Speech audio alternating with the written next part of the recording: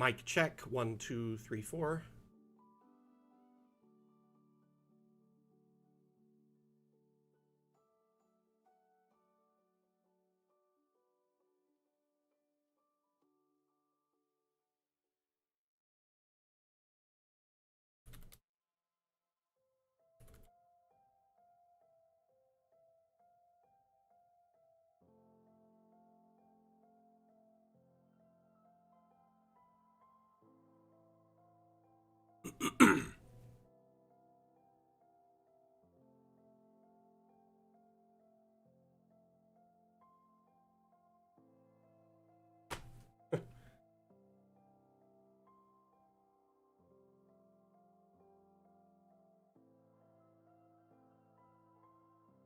Okay, just want to confirm again, my mic is working, getting good audio.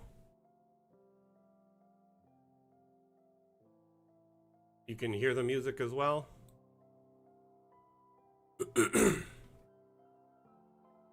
Fantastic. Okay, that we done quick sound checks. Let's do a quick video check. We've got stream feed and hopefully camera feed.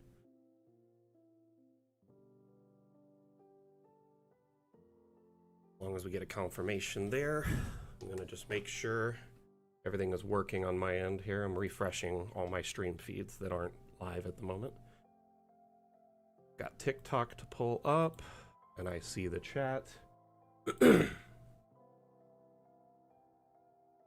Checking out Steam. Steam is now live. Got that.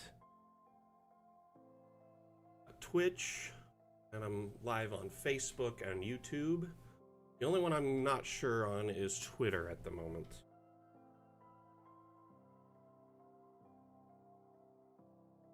Blue Sky doesn't get stream feeds yet. You can post that you're going live and that's it, which I did post a little over an hour ago about the stream to alert people to it. Not all platforms have the ability to stream to. Welcome, one and all, to the Damn Challenge stream. My name is Mac. I am the community manager for Dungeon Alchemist. Dungeon Alchemist is the amazing program that you see in front of you. It is available on Steam. We actually offer a free demo, so you can try it out, see how it works a little bit before you buy it. Keep in mind the demo is a small slice of the overall pie, so it just gives you kind of a preview. It's not the full version by any means. And also, Dungeon Alchemist is on sale right now at 20% off during the Steam Winter Sale. And I think that's through the 2nd is when it ends. So, if you are looking for a good deal on Dungeon Alchemist, now's the time to take advantage. But welcome back, one and all, to the stream feed. We are multi-streaming live across multiple platforms right now. We're live on Twitch, Facebook, YouTube, Steam, TikTok, Twitter, etc. So I just want to welcome you all, and I appreciate you all being here, supporting the stream, and hanging out with us during this special Damn Challenge stream. It's the last Damn Challenge of the year, so it's kind of a momentous occasion. There was a lot of really good entries, and I'm really excited to showcase them with you. So the theme of the challenge was Frozen. All our creators were using that as inspiration, and these are the maps that were entered. The winning map, though, is this one in front of you, Everfrost Harbor. Again, the creator, sorry, I had a note here. Anyway, the creator is Wilkie Twycross on Steam, but let's get their name in Discord, just so that's why I was confused, because I had it written twice.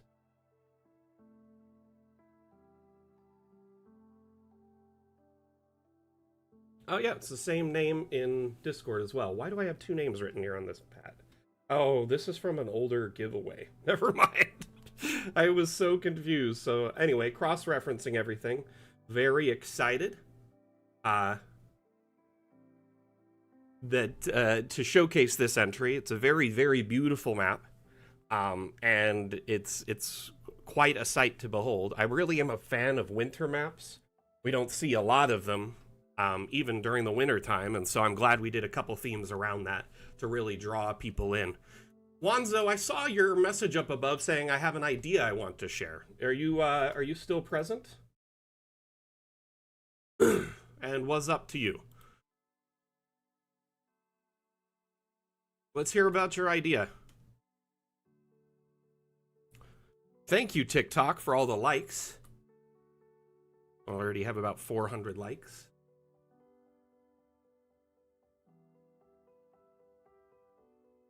Whew, fantastic. So, just taking a quick look at this map. This is just one portion of it, the harbor, and then it leads into this whole area here, which has an quite extensive, inner mountain complex, the cave system, with some very interesting decor and design. Just very, very cool overall. We'll take a closer look at everything as we go through it.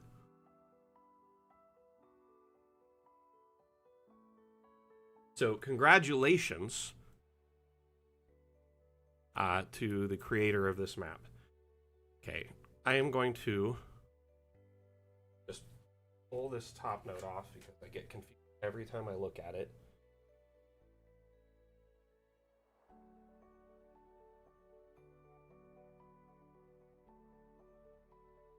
Write their name down.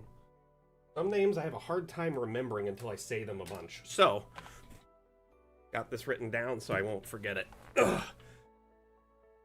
And I got rid of the older note with multiple names. You have a hard time making them? Why is that, Rev?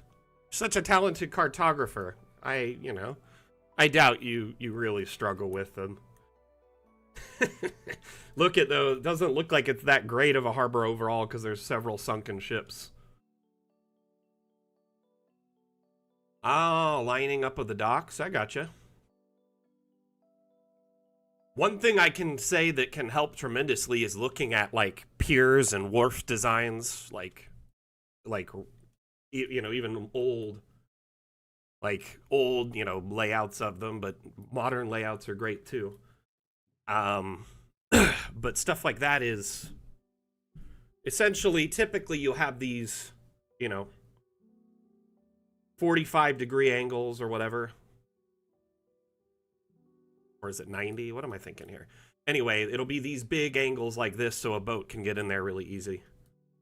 They don't usually have like sharp angles, you know what I mean? Unless it's like something just thrown together.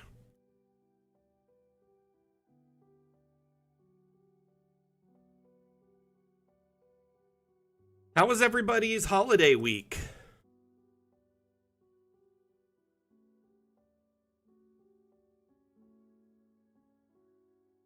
But yeah, 90-degree angles is what you want to use. Hope everyone had an amazing holiday. And, just overall enjoyed their time, whatever holiday you may participate in. And if you don't celebrate any holidays this time of year, I wish you a happy new year, regardless, as it's upcoming really soon.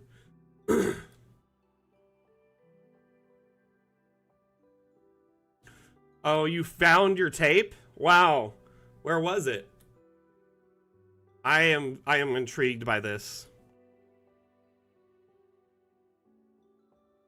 Ooh, that guard tower is nice. All the mist around it.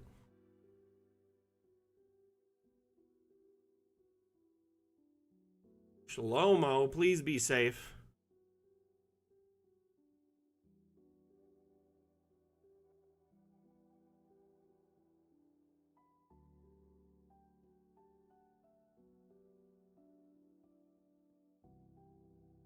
Don't you just hate it when something disappears randomly? Okay, so we had something like that happen the other night, right? So I got the family all new dice sets for Christmas.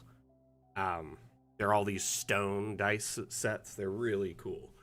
And my wife, she got this nice like green fluorite set, and they look kind of like turquoise-ish colory. Like it's like a kind of a see-through greenish crystal almost. And she was playing with the D20 on the bed, and she walked away for a minute, and like I walked in, and then my cat was playing with it on the bed, like, and then I was sitting there with him, and I was looking at my phone because I got an email, and then in the time I looked at my phone at the email is like maybe a minute, the dice disappeared. Okay, I was freaking out because I thought maybe he ate it, because we were like handling it and stuff, and it might have had like our oils on it or something. Anyway, he knocked it off the bed and I didn't hear it fall, and it rolled like all the way across the room to the other side of the room behind our like space heater. We have like a little space heater that looks like a it looks like a little fireplace, like a false fireplace, and it was behind it. I don't even know how it got there. So I feel you, man. Like, it's kind of funny though that it just was between the buckets. It must have just like fell perfectly there. It was just so hard to see in that spot. I'm glad you found it though. Like, I know my cat hit it, but he hit it way further than I could have anticipated. Like, we looked all around the bed, under the bed, like anywhere it would have been nearby, and it just was nowhere to be seen. So we were freaking out, thinking we'd have to go to the emergency vet. I'm gonna go grab my dice set. I'll be right back.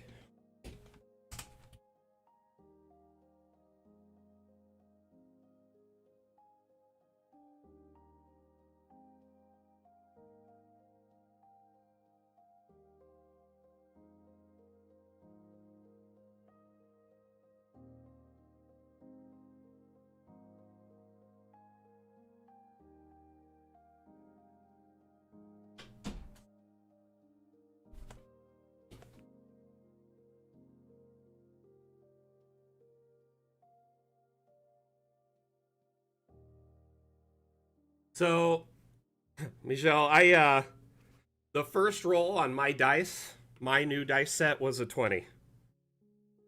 I'm not sure what the dice was on the ground. I think we were just excited to find it, and we didn't check what the number roll was. But it must have been high. Hey, Zach, how you doing, buddy?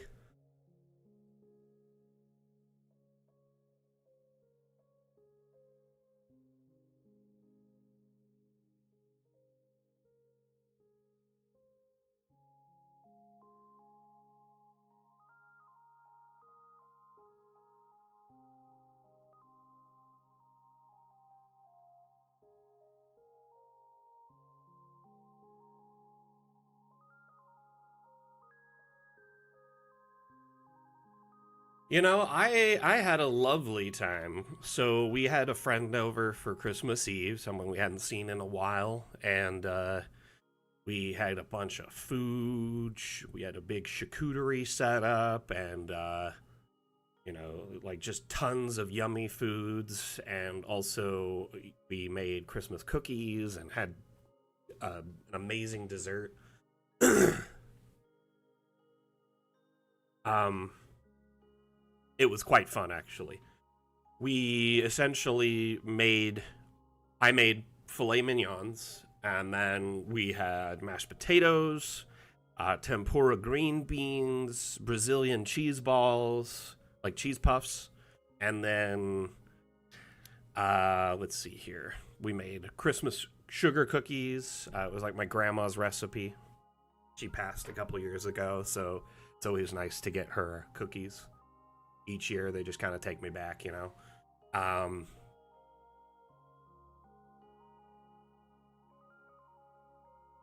That's a good question.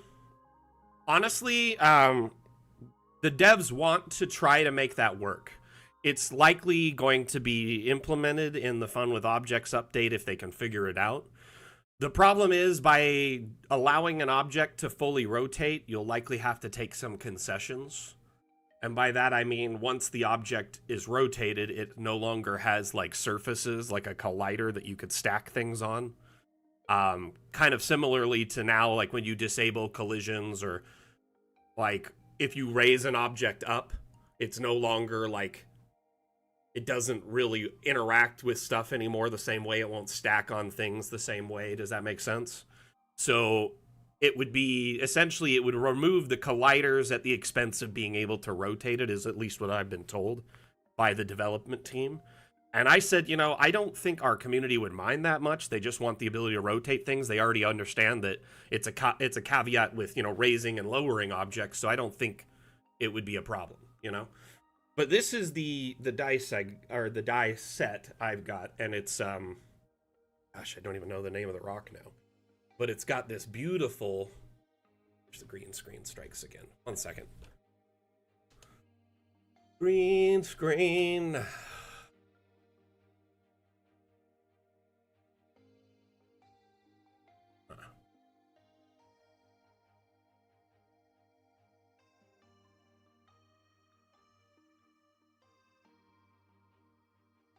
So, I don't know if you can see this, but it is a green and white kind of stone, and it's got like just beautiful green and white bands. Kind of hard to tell. Not really good at getting this to focus. I'll probably just post some pictures on my social media or in Discord.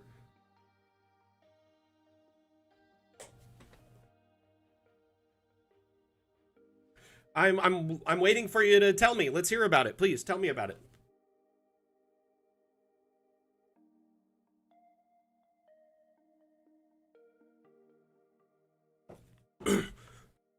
Okay.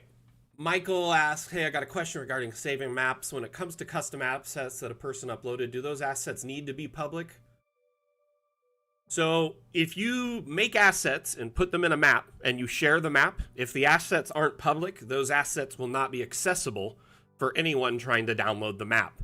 It in fact will just not allow them to access those assets. It'll give them like an error. So what has to happen is if you are making a map with custom assets in it, if it's just for personal use, obviously you don't have any, motivation or need to share the assets publicly. But if you do intend to share this map publicly on the workshop for others to use, then yes, every one of those assets needs to be set to public.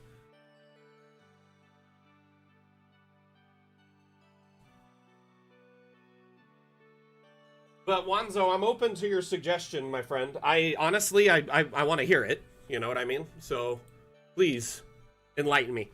Let me see if I can pull up this dice I got.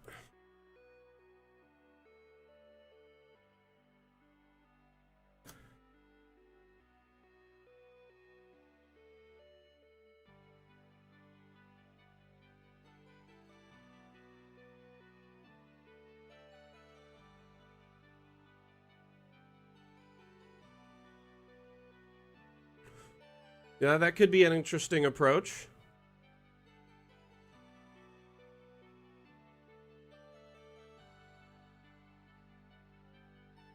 The problem is I'm not the developer, so I have no idea how to implement that or even if it would work. What I would recommend is if you do have a suggestion like that, I would recommend taking it to our upvote. That sounds like a new approach to the locking object problem. So I would urge you to, make a new upvote and mention that, that essentially you've come up with a possible new way to address the problem that might be better than adding more UI. And then that way the devs can see it there as well. I can write it down too. Here. So a locking layer. And what I'll do is the next time I talk to them, but it won't be until after the new year. They're out of the office right now. So after the new year, I'll try and sit down with them and pass this on. But this is the dice set I got here.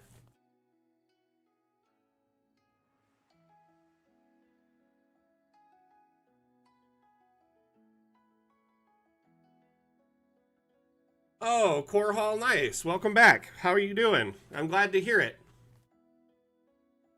So Core Hall Sajin says, hey Mac, I just want to say thank you for what you're doing. You may recall I was a winner of a free key giveaway, and since then I've shown my friends what DA can do. And already one of my friends purchased their own copy of DA. Well, that's awesome. Thank you for paying it forward, letting them know about it, sharing it.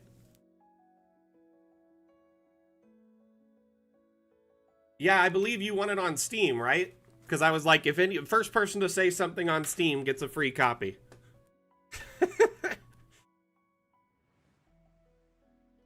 Steam is always so quiet.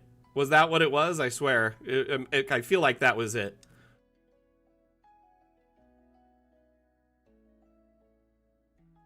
This is a set I got as well. These are like Dungeon Alchemist colors. Aren't these pretty? Yeah, I know. I wanted it off for a minute so it wasn't screwing up when I'm showing green things.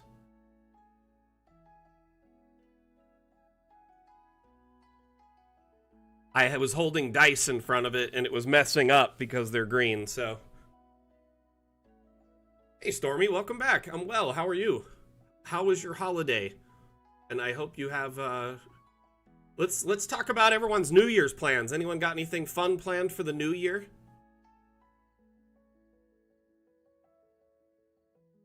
Alternatively, you may...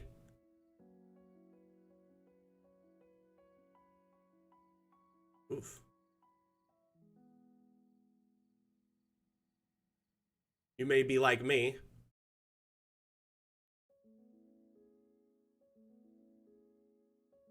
Doing nothing. I'm hoping people will be quiet. Won't be the case. There'll be fireworks going off all night.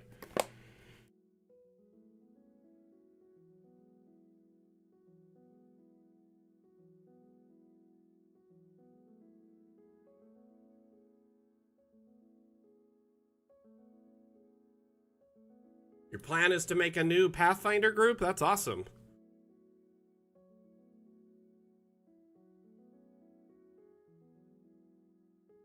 Well, Korhal, welcome back first off. I'm very glad you're here.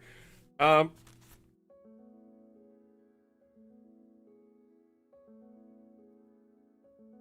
right, I have to finish writing this before I forget. Okay, so a locking layer as a suggestion to, you know, potentially get rid of a UI. It's like a mode that you activate, and in that mode you can lock objects, and then you can see which ones are locked only in this mode. That makes sense. We were kind of trying to come up with like a simple UI element for it, like you right click on an object and it locks it or something. Like double right click to lock, you know, double right click to unlock, or shift right click to unlock, something like that. So there was some talk about it, but I don't know what will be implemented.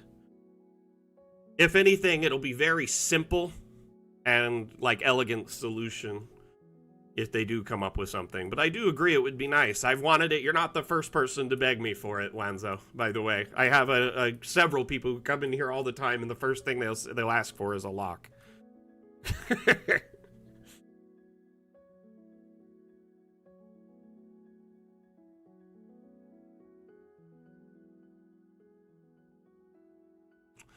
Multiplayer is something we never really intended on, mainly because Dungeon Alchemist isn't a game or a virtual tabletop. It's a map-making tool.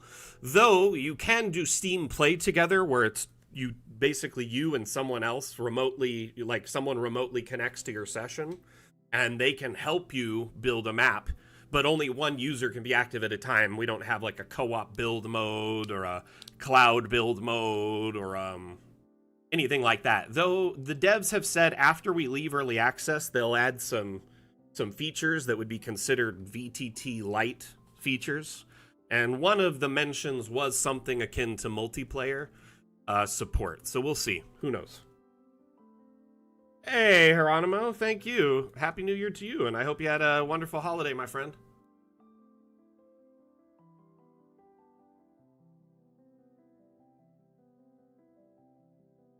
What's up, Rev? New Year getting my Patreon? Wow, dude, congrats. I'm excited for you.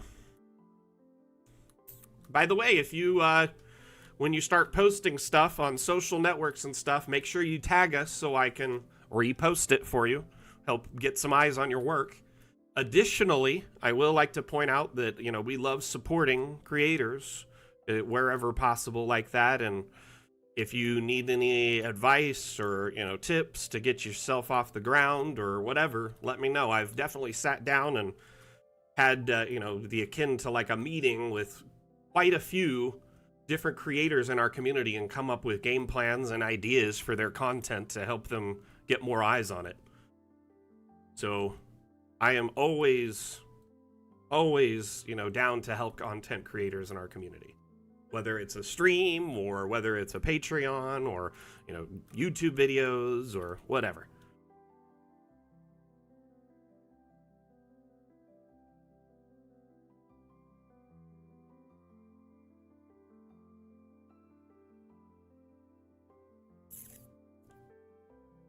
I mean, yeah, despite our best efforts of DA, you know, intended not to be a game or to be, you know, a place to play,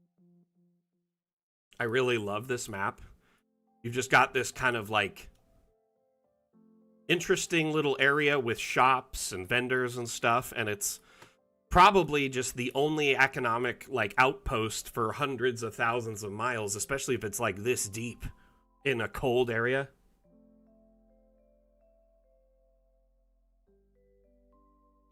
Yeah, they reset at least 3 times.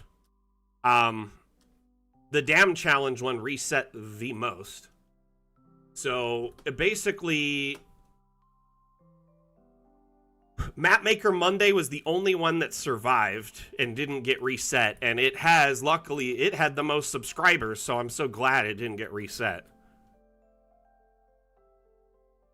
The creator is named Wilkie Twycross. This map is available on the workshop, and you can also see it in our Discord in the Dam Challenge channel. But the map is called Everfrost Harbor, and it's an absolute smash. I just think it's such a great map. There's a lot going on. You've got living quarters here in the back, or little homes, you know, a little shopping center over here, and, you know, whatever this is, some sort of religious temple, I'm guessing. Hey, Matthias, how you doing?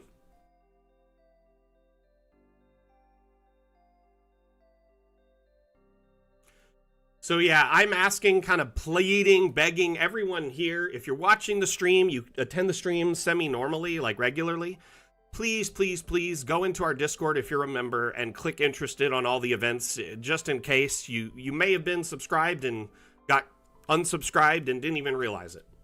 That, and also if you just don't want to miss out on future streams, it's a great way to avoid that. Yeah, this being built into the cave, the rock, I mean, this seems so economical too. I mean, even if it was an ice cave, it'd be very warm. You know what I mean? I don't know if any of you have been in an ice cave before, but they insulate very well. And, like a snow cave or an ice cave, you put a few heat sources in them, especially radiating heat sources like stoves and stuff, and this area would be very comfortable. It would definitely be a nice, you know, reprieve from the freezing, frigid waters where you likely need an icebreaker to break through at times of the year. But it seems like there's a whole community built right into this area here, right? And that's something akin to like that whole city built in one building in Alaska. What is that place called? Is it like Nowhere, Alaska or something like that? And it's like a big outpost where they do like gas drilling and science and stuff, but it's just the whole town lives in one massive building. It's like a 5-story, like apartment building. Hey, thank you for the likes, TikTok. Rocks and Rarities, how you doing? Welcome back. I'm great, Mateus. I had a lovely holiday. I got some awesome Venture Bros swag. The missus got me a custom jacket that is like the Venture Bros like outfit, like their speed suit, and it's got a name badge on it that says Mac. Very cool, actually. I love it a lot. As a longtime fan of the show, it's perfect. And then my collection of Venture Brothers items expanded a little bit. I have the show on DVD twice. I own every season as individual seasons, and then I bought the box set that they have, so I have the DVDs twice. But the Blu-rays, they've only ever released them season 3 through 7, and so part of me just never really wanted to get them because I can't get all seasons that way, because the first 2 seasons were only in standard def because the show's that old. There wasn't high def as a standard back then. So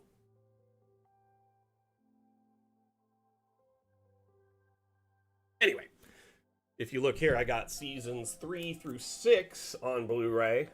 I'm desperately trying to track down a season 7 on Blu-ray, but it's rapidly becoming apparent to me that it is a unicorn.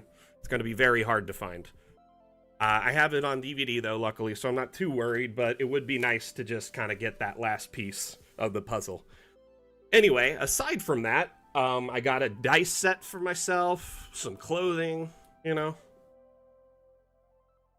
Nice, Mateus. Here, let me go grab the jacket so y'all can see it. It's pretty cool.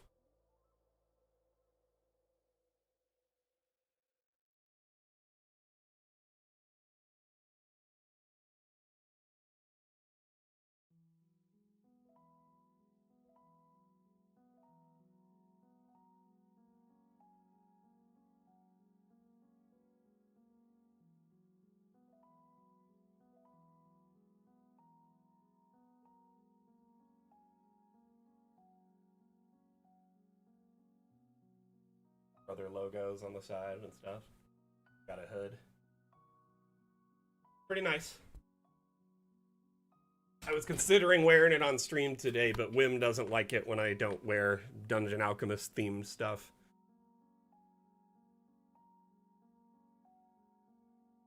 So, anyway, it was a pretty hype holiday for me. We chilled out, just had a lot of fun together as a family. Watched some movies, ate a lot of junk, and just relaxed. Yeah, the DA hoodie is nice, isn't it? I mean, my dress code's pretty relaxed. I'm quite literally in pajama pants at the moment. I could just, as long as I'm wearing, Dungeon Alchemist shirt or hoodie, I'm good. So back to the map here. Absolute banger of a map. I do think Wilkie Twycross destroyed it with this build. As you can see, it's very extensive, very, very, very well thought out and planned. The lighting is very, very good on this map. It was one of the first things that drew me to it, in fact. So overall, I'd say, congratulations to Wilkie. Fantastic work. And it's time to move on to some other maps.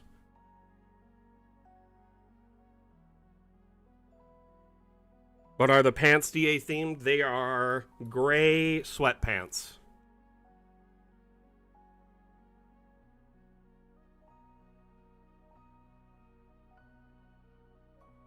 So Wilkie will receive a $10 Hero Forge gift card, and their map will be featured in the Cartomancer Chronicles this upcoming Monday. And if you see them around on the Discord, give them a congrats.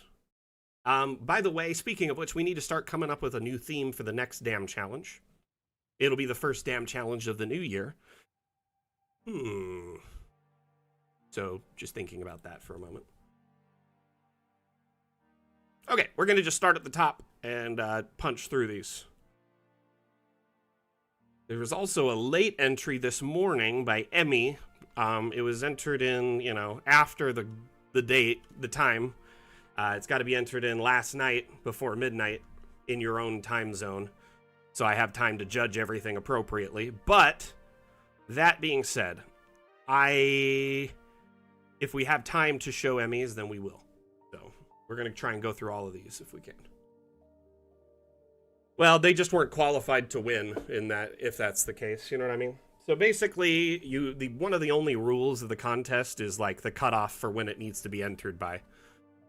There's very few rules, like, to enter the contest. Geronimo slayed with this, by the way. Really love the like, ice ship kind of theme that was reoccurring through this, but this here we have an icebreaker and some sort of Arctic expedition, if you will. Got some ice fishing set up, and looks like they're putting poles to kind of guide them to different campsites so you don't get lost. Oh my, that looks scary. Terrifying. Hey, TikTok, thank you for the likes. Much appreciated.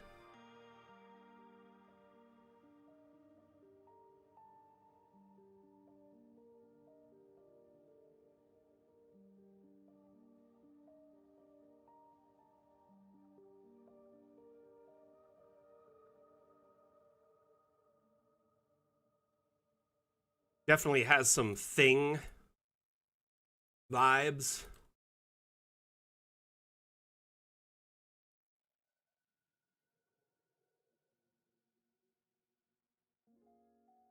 How did they get the ice flows? They're just an object. I'm confused by that.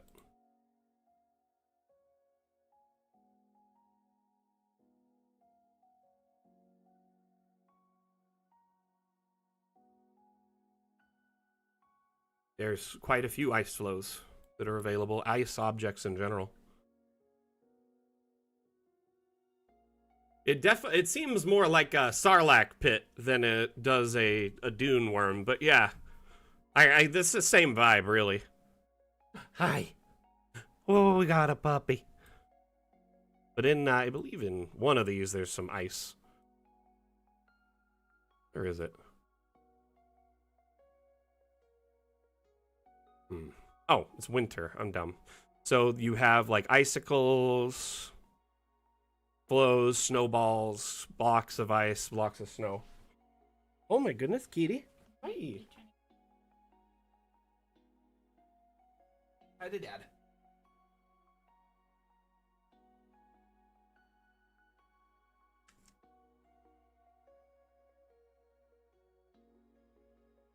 Hi.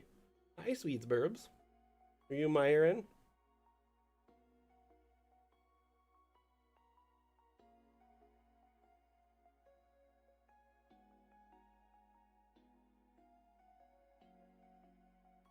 Got my Stratocaster.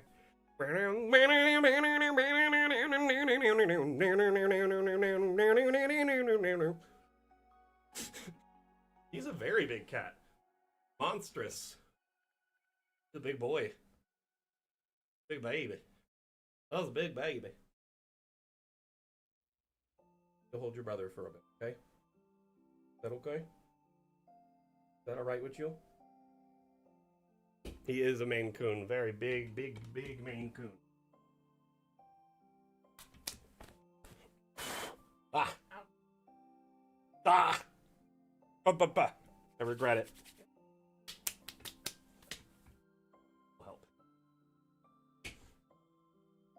Oh man, 19 pounds? Holy cow.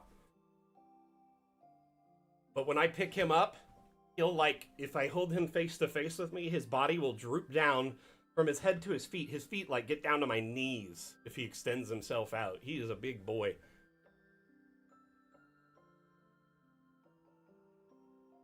How you doing, Bane? What you been up to? I hope you had a happy holiday. In fact, that goes for everyone. I hope everyone had an amazing holiday. I would love to hear what y'all did during your holiday. If you did anything interesting. Travel? Did you have friends or family over? Any fun games or traditions? Eat anything yummy? Well, safe travels, my friend. Oh, what we got? There's your coin. You gonna nib it?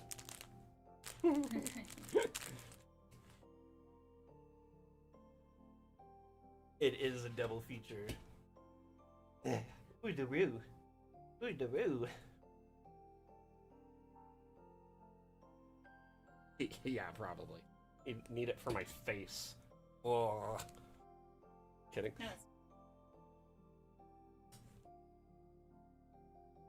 Rummy Cube, man. I have not thought of Rummy Cube in a good 15 years. Yep, it's a corn dog. Okay. Go with mom.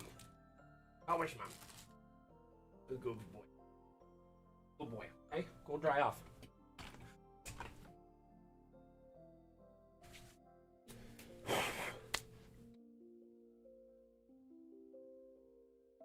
We used to play that a lot at my, like, family get-togethers. My grandparents had, like, a whole huge cabinet full of, like, board games. They went pretty hard for those, like, old, like, board games. Like, they had everything. Like, I mean, they had, like, an original Lincoln log set and, like, pixie stick set, like, really cool old Milton Bradley and stuff like that games. So whenever we were over, we'd just break out a game and play. I love playing Stratego a lot, but we'd also play Rummy Cube, we'd play Phase 10, we'd play a decent amount of Monopoly if there was like a family reunion and everybody's around for a few days. See, I never went to a family Christmas function after, like, with this side of my family at that age. Mostly because a lot of the family is all spread out. They all live in different places. Now that we're all adults, we really only see each other on, like, major events, you know? Like a family reunion. Like, even my closest family is still, like, 2-3 hours away drive, so I don't really see them much. But, man, I do have some cousins that I could probably play some beer pong with. The rest of my family is very religious, so they're not about that life. This is amazing. This is a very well done custom object here. I like it.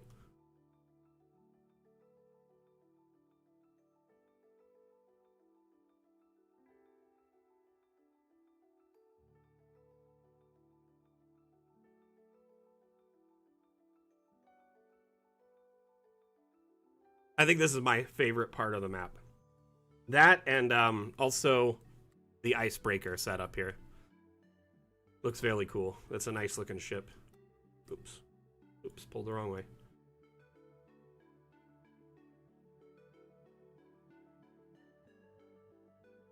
That's so cool. It's pretty neat. Maw of the Jormungandr. Is that an actual thing in the monster manual or in any book?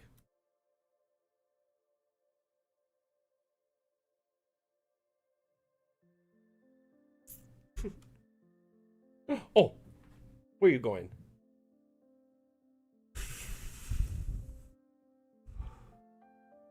I love it. Like it. Really good map. Fantastic work on this. Geronimo, as always, beautiful build. From the top perspective, very, very neat.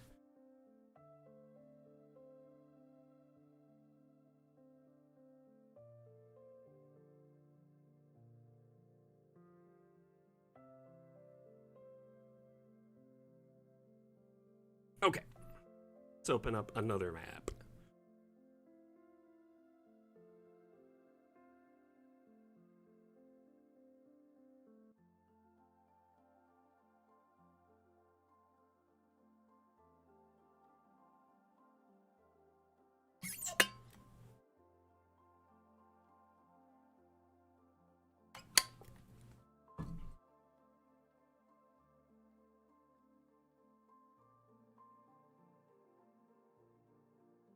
Canyon of Frozen Peril.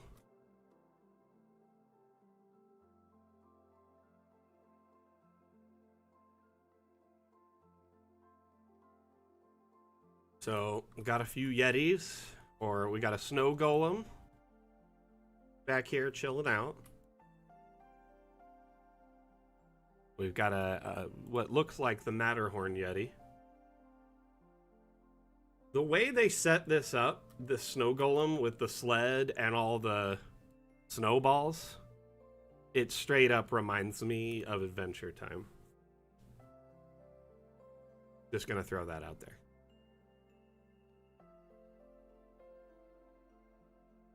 Got mine shafts, tunnel entrances of all kinds.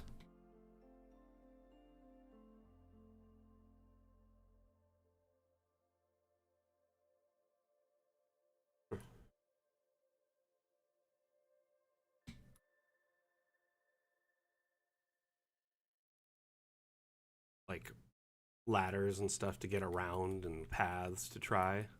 I like that. Neat. You have ways over, not just through. Can't go over it, can't go under. Anyway. Looks like several encounters are set up here. And, oh, nice little hidden treasure chest there. Didn't see that on my first pass through. That's well hidden. Good.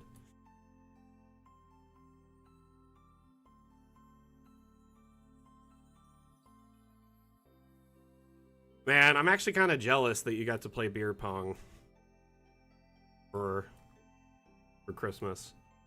I think it'd be pretty cool to hang out with some of my older cousins and do that. Man, haven't seen a lot of my family in years, pretty much since most of us grew up, because we just don't live around each other, like I said earlier. It makes me sad. I maybe see them once every 10 years as a group. Oh man, tragic. Someone, oh, it's moving? Am I crazy? What? I love it.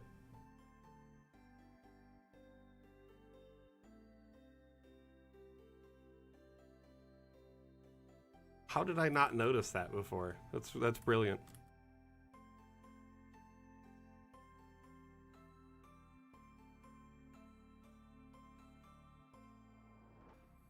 This DM is fun. They like to hide little treasures for the people to find, kind of like Baldur's Gate 3 style. Sorry, I always joke and say Bladder's Gate. Like a backpack here.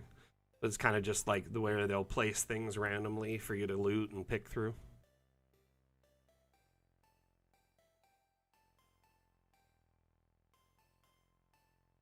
I think the Yeti Cave is my favorite part of this map. What's everyone's thoughts on this map?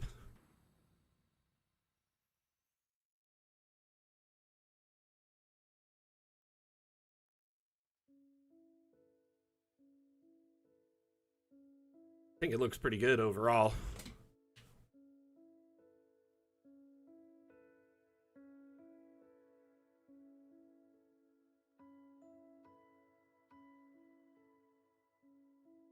I think it's interesting.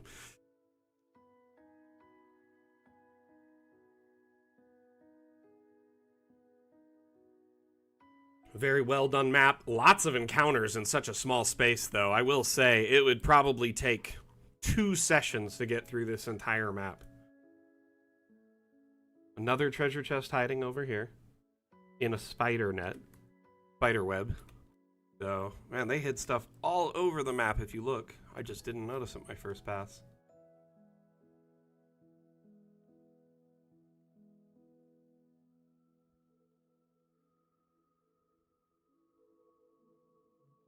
Oh, there's a chest.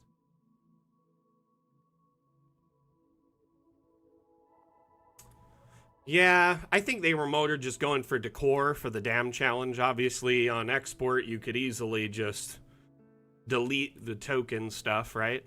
That are like the critters. If you don't, like, if you want them to be able to move, obviously things with legs, but like this here is fixed to this location, right? So that one probably could stay. But definitely that, or that, the snow golem and the snow, like the Yeti, you could just delete them and then just have a token similar, you know? So it's not like the end of the world. Only a couple little things to delete. That's how I would approach it. Probably just save it as one for like an export. And also you could just leave these there if they're just a static thing for the battle. You know, they may be defending a locale. Like here, he's defending his home, his entrance there. And this one here is seemingly defending the treasure. So it's like blocking this. My opinion is they kind of just seemed fixed already. But it's case by case for sure, Bane. I agree with you. Like, there are instances where it doesn't work.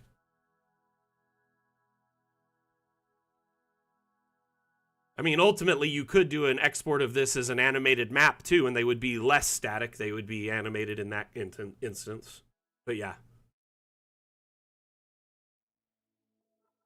I mean, ultimately, at the end of the day, that's really, some people, like, they kind of question why we added tokens for that same reason. Like, what's the point if I can put the token in, but then I can't move it? If anything, it's for static NPCs and static things that are not gonna, that would be, guarding a location or can't move. So, or just things that would mostly be fixed at, like, a vendor's booth, at a shop. He's probably just standing in one place. It's not that big of a deal. You don't really need a token. They could just be something in the map. Does that make sense? So,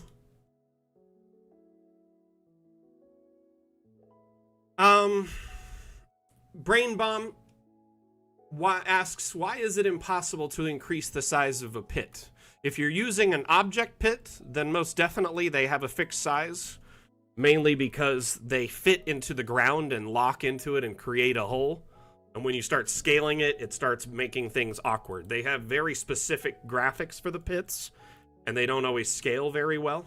Like in this one here, there's stones. If you scale it, it would be all weird and awkward. But notice when I do this, it affixes itself to the ground and kind of mounts itself there. That's the same with almost any pit that is this type. If you use one of those, you're going to run into that problem pretty much always. If you draw it manually using, say, terrain, probably won't have as big of a problem. So you could, cut a hole in the ground.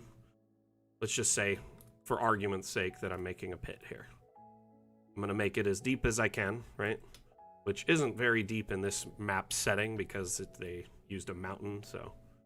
Anyway, there's several ways to approach this. You want to make this look very dark and infinite.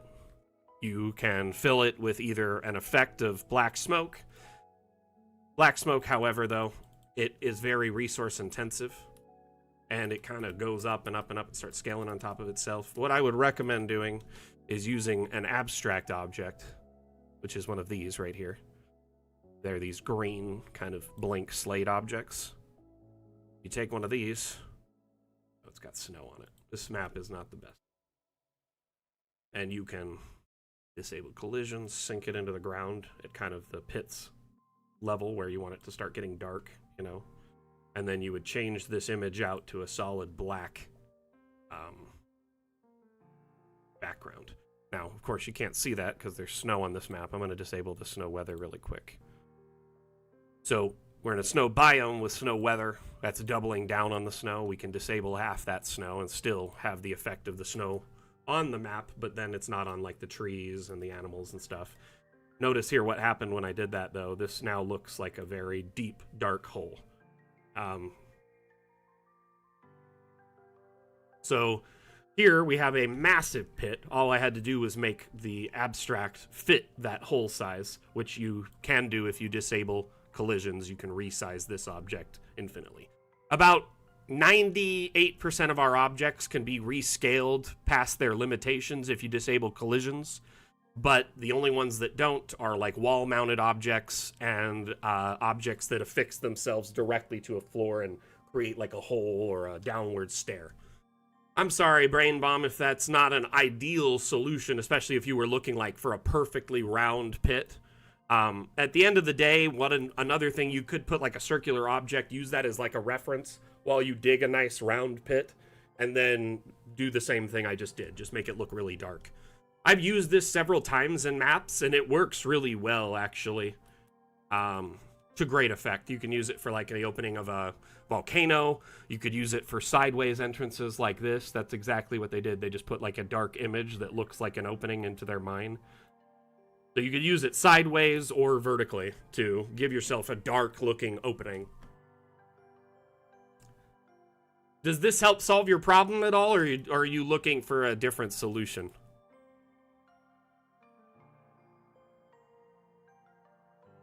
Let's go to a new map really quick.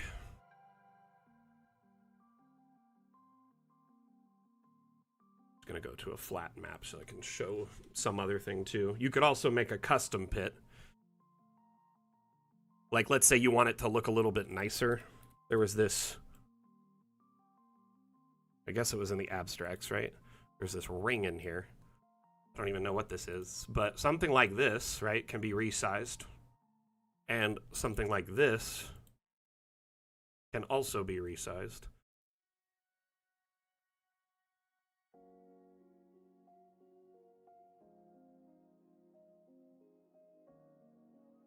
You got an idea.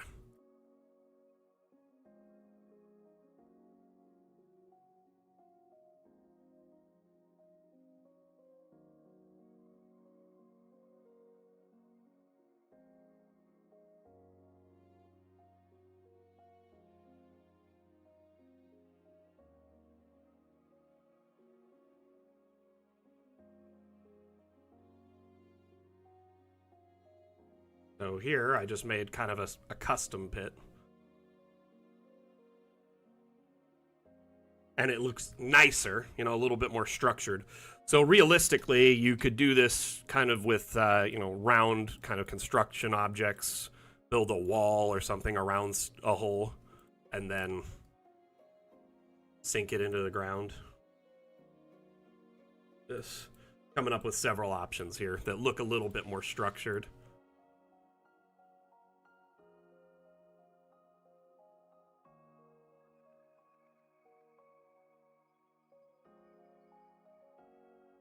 These round wall pieces, sink them into the ground a bit. Again, the black circle is going to come in clutch a lot, or the black square. But now it definitely looks more like a, you know, structured kind of, like at least uniform looking. So I gave you terrain pits and kind of some more structured looking pit options. Yeah, I do hope in the next update that these objects get some rethinking, because I don't like that they can't be resized and that they're hard fixed to everything. It's like really frustrating to a degree. I do know some of them.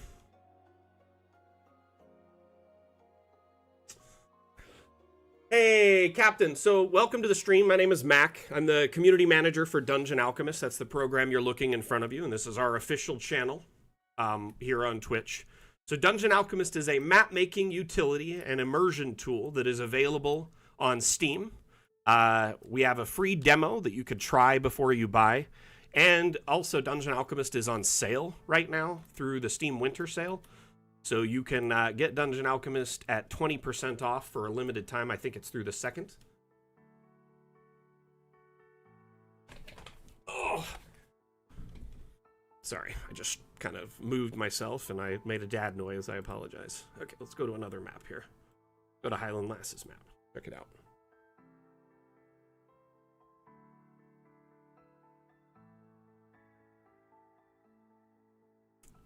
So Brain Bomb, essentially you could kind of use almost any round object and then that circular pit, or the circular abstract, and if you put a full black, you know, image in there, it will make it look like a deep pit.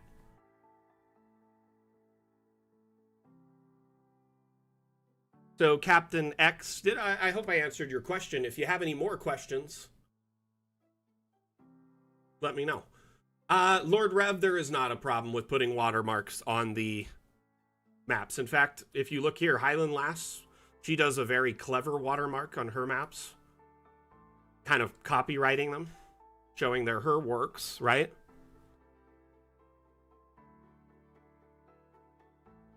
And she puts a little Creative Commons license on that. So you could either put like a custom watermark, or, you know, this is where you would do it though, is through the overlay menu, because you could do a custom abstract, right? And in there you would put, let's see here, just something like this. So here you can have a watermark of your brand on the map. But this is a great way to kind of help protect all your work. She also does this kind of same thing at the bottom of her descriptions too, so it's also listed there. That's smart for several reasons. So if you look here, it says created by Highland Lass, so you can actually search by her name because it's in there. Anytime if you want someone to be able to search your work by name, they can't on Steam. Steam doesn't offer name-based search. Once they find you, they can open your listings and see everything you've made. But unfortunately, you can't search by name unless it's in the listing. So if you put your username inside the listing, then someone can find it. In fact, the more information that's available in this, the more searchable it is, because that's how Steam search works. So, Captain, Dungeon Alchemist's primary purpose is to build the map, right? You don't actually play within it. The map is built here, and then you export it for your playstyle of choice. So you can either export the map for print, so you can print it on your home printer, or you could take it to like a print shop and get it printed on like a poster size or whatever. You can export digital files to play on TV tabletops or projector tabletops. So we offer, you know, animated video exports or still exports. And then also we offer the ability to get your maps printed on neoprene mats that are waterproof and scratch resistant through our partner Kraken Wargames. So you can send your map to them through this process we have. It exports to their website, and then you can order one through them and they ship it to you. And then lastly, our exports are compatible with a number of different virtual tabletops. So a lot of people who play tabletop games such as D&D or Pathfinder, they play through a virtual tabletop system such as Roll20, Foundry, Fantasy Grounds, Above VTT, owlbear, etc. These tools are essentially a program that allows your players to see their token and move around on top of these maps. So it is a multiplayer tool that allows you, some of them do like inventory management, line of sight, fog of war, stuff like that. So our maps, when they do export to a virtual tabletop directly, so say Roll20 or Foundry, they include line of sight and lighting information. So it'll put lighting stamps on the maps. It'll put walls, windows, doors on the map data so your players can interact with that in real time. Essentially, it's designed to help streamline your tabletop gaming campaigns by giving you the option to build beautiful maps in a snap and better immerse your players through your gameplay style of choice. Now, that being said, Dungeon Alchemist is very well kitted and works kind of well for playing games within it, even though we don't say that's what it's for. You can hide the UI, for instance, play it on a TV tabletop at home. You can add a grid on it. So you can actually host sessions right in this tool. Yeah, no problem. But Captain, I highly recommend checking out our demo. We have a free demo on Steam. It's a modest download, less than 7 gigs. I think it's 6.7 gigs. And let's see here. Sorry, I got a cat fur on my face. That allows you to try the forest biome, give it a little go and see if you like it, see how it runs on your computer, so you can kind of test drive it in that regard. Just make sure your computer can run the program. And the maps can be exported for print or for your virtual tabletop of choice, so you can make yourself like a little tavern in a forest if you want. Also, and I don't know if this was mentioned or if I may have mentioned, I can't remember in the last 5-10 minutes or so. But right now, we are a participant in the Steam Winter Sale, so we're 20% off right now on Steam. So it's a very good deal. Take a look, check it out. Can you get a link for them, Atlam? Oh, I see you did above. Never mind. And if you have more questions, Captain, let us know during these streams. They're AMA format, so feel free to ask questions. As I'm the community manager, I'm very equipped to answer them. I've got, close to 3,000 hours of time in the program and have spent hundreds of thousands of hours helping, community members like yourself that are new to the program and eager to learn. Oh, nice. That's awesome. That's really cool. I'm glad you got it. Welcome. So y'all are going to be co-op mapping now? So Highland Lass made this map, and one thing I love that Highland Lass has mastered is she is so good at making stone paths, like stone roads, by hand. She laid every one of these stones by hand, and she's really good at kind of leafing them together and making them fit and coming up with like a really good paver.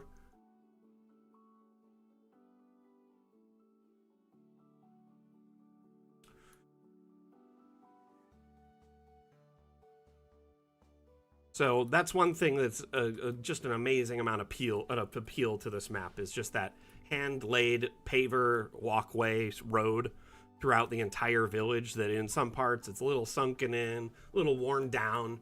That's so real,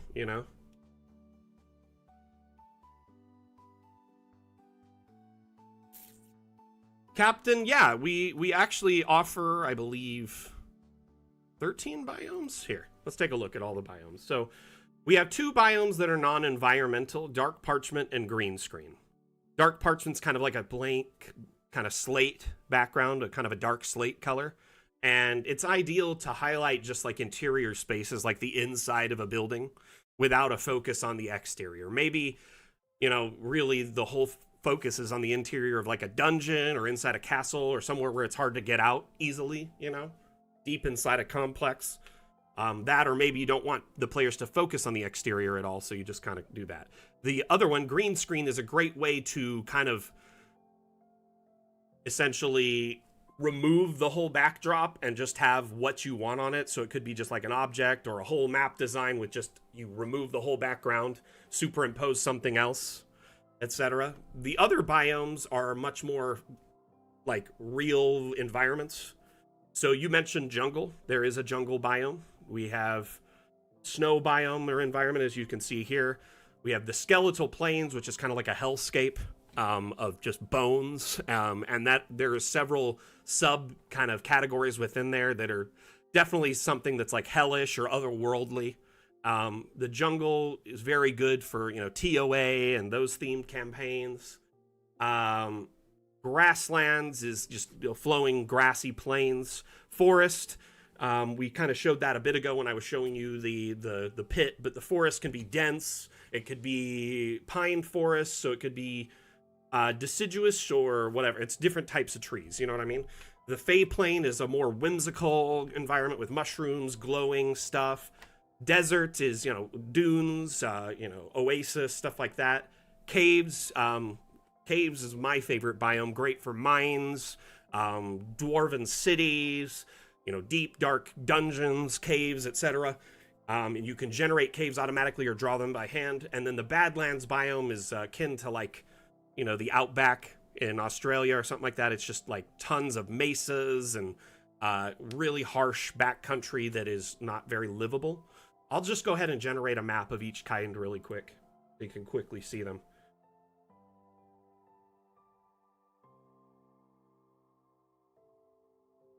So what program do you use to make object models? So there's lots of programs out there to make 3D models. Some are free and some cost. I personally used a model or a program for a while called Tinkercad that's free. It's a great resource to kind of get started. It's all web-based. So you can, you know, generate, you can make simple shapes and models and then import them to Dungeon Alchemist through the asset importer.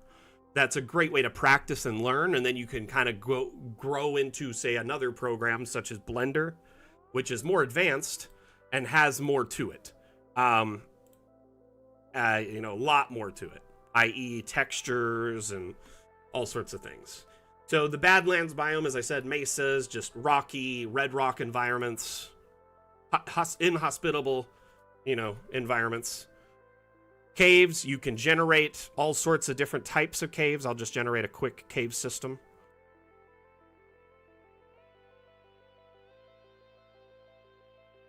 And this is generated with our proprietary procedural gen AI.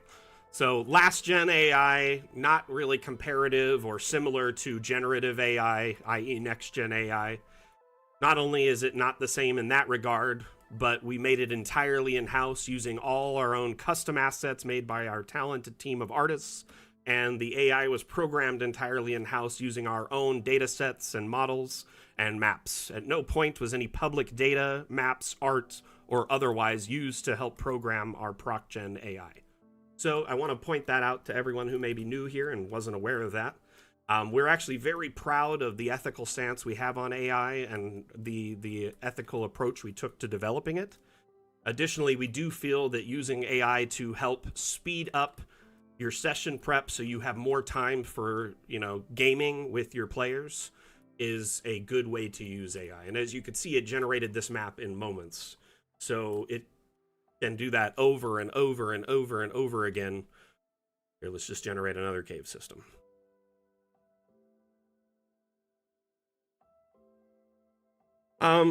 Basically, 3D models are somewhat kind of compatible across the board with most things because they've been kind of hammered into several categories for the most part. So as long as you make a 3D model that falls under 3 different file types, it should work in Dungeon Alchemist.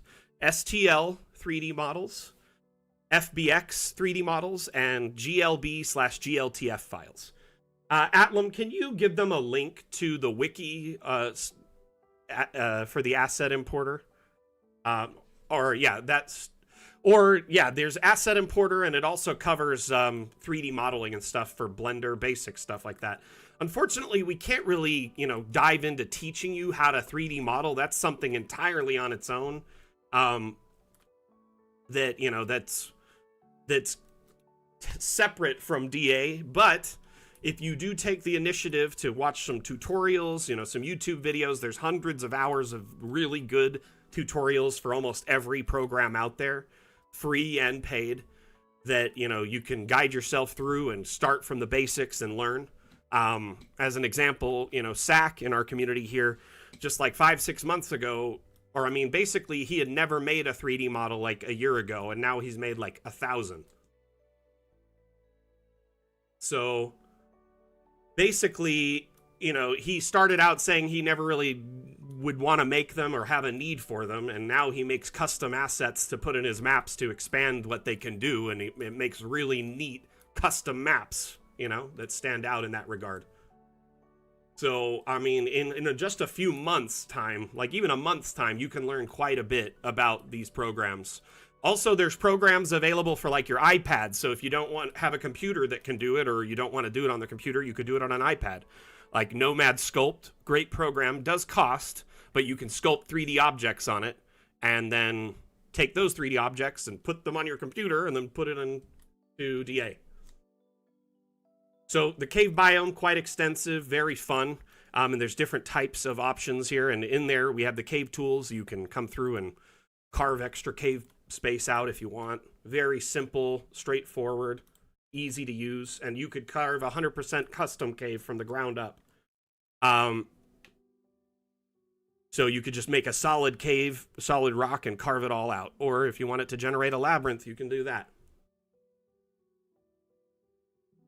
Sabka, we haven't looked at all the maps yet because I've been answering questions here for the last little bit, but we should get back into that. You just reminded me. But let's hurry and just jump through all these biomes really quickly. So we'll go to desert. We're going to make let's do dunes. How you doing, Sabka? So Captain here, we have some sand dunes, and you can make adjustments to it. There's variations of that within it. So maybe you want like a crater, or you want something like an oasis somewhere in the desert. You can generate it with that. So there is kind of basic stuff that you can add to give it just kind of guidance in how it generates or what the AI does. Next, the Fey Plane. Captain, I hope this is answering your question and kind of guiding you through what's available. But each of these biomes has subcategories for elevation, vegetation, water, weather, etc. So you can really make all sorts of expansive maps. Here, let's add a river to this one.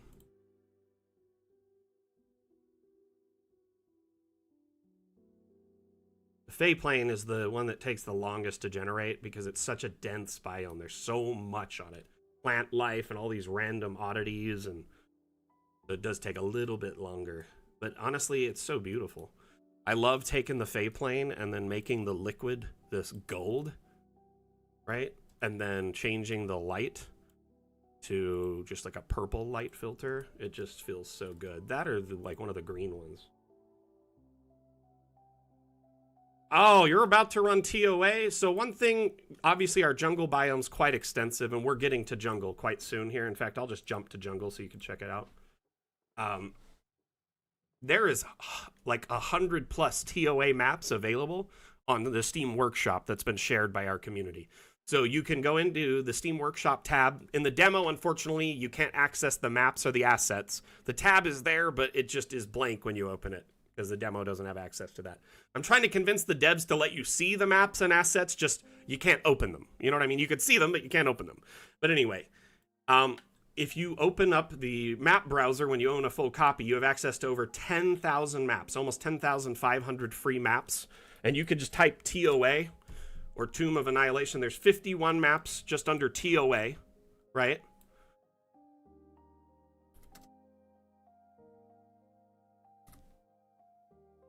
I hope I spelled Annihilation right. Probably not. Tomb of Annihilation, Tomb of Annihilation. There's hundreds, 242 maps tagged with this. Here's a Camp Vengeance right there. Very, very common, place. Omu, Royal Death Palace. Pretty much almost all of the major areas have been made to save you a ton of time. Firefinger. Oh man, that one looks good. I didn't notice someone had made a Firefinger. Dyson made that. That's awesome. So there are quite a few maps already available.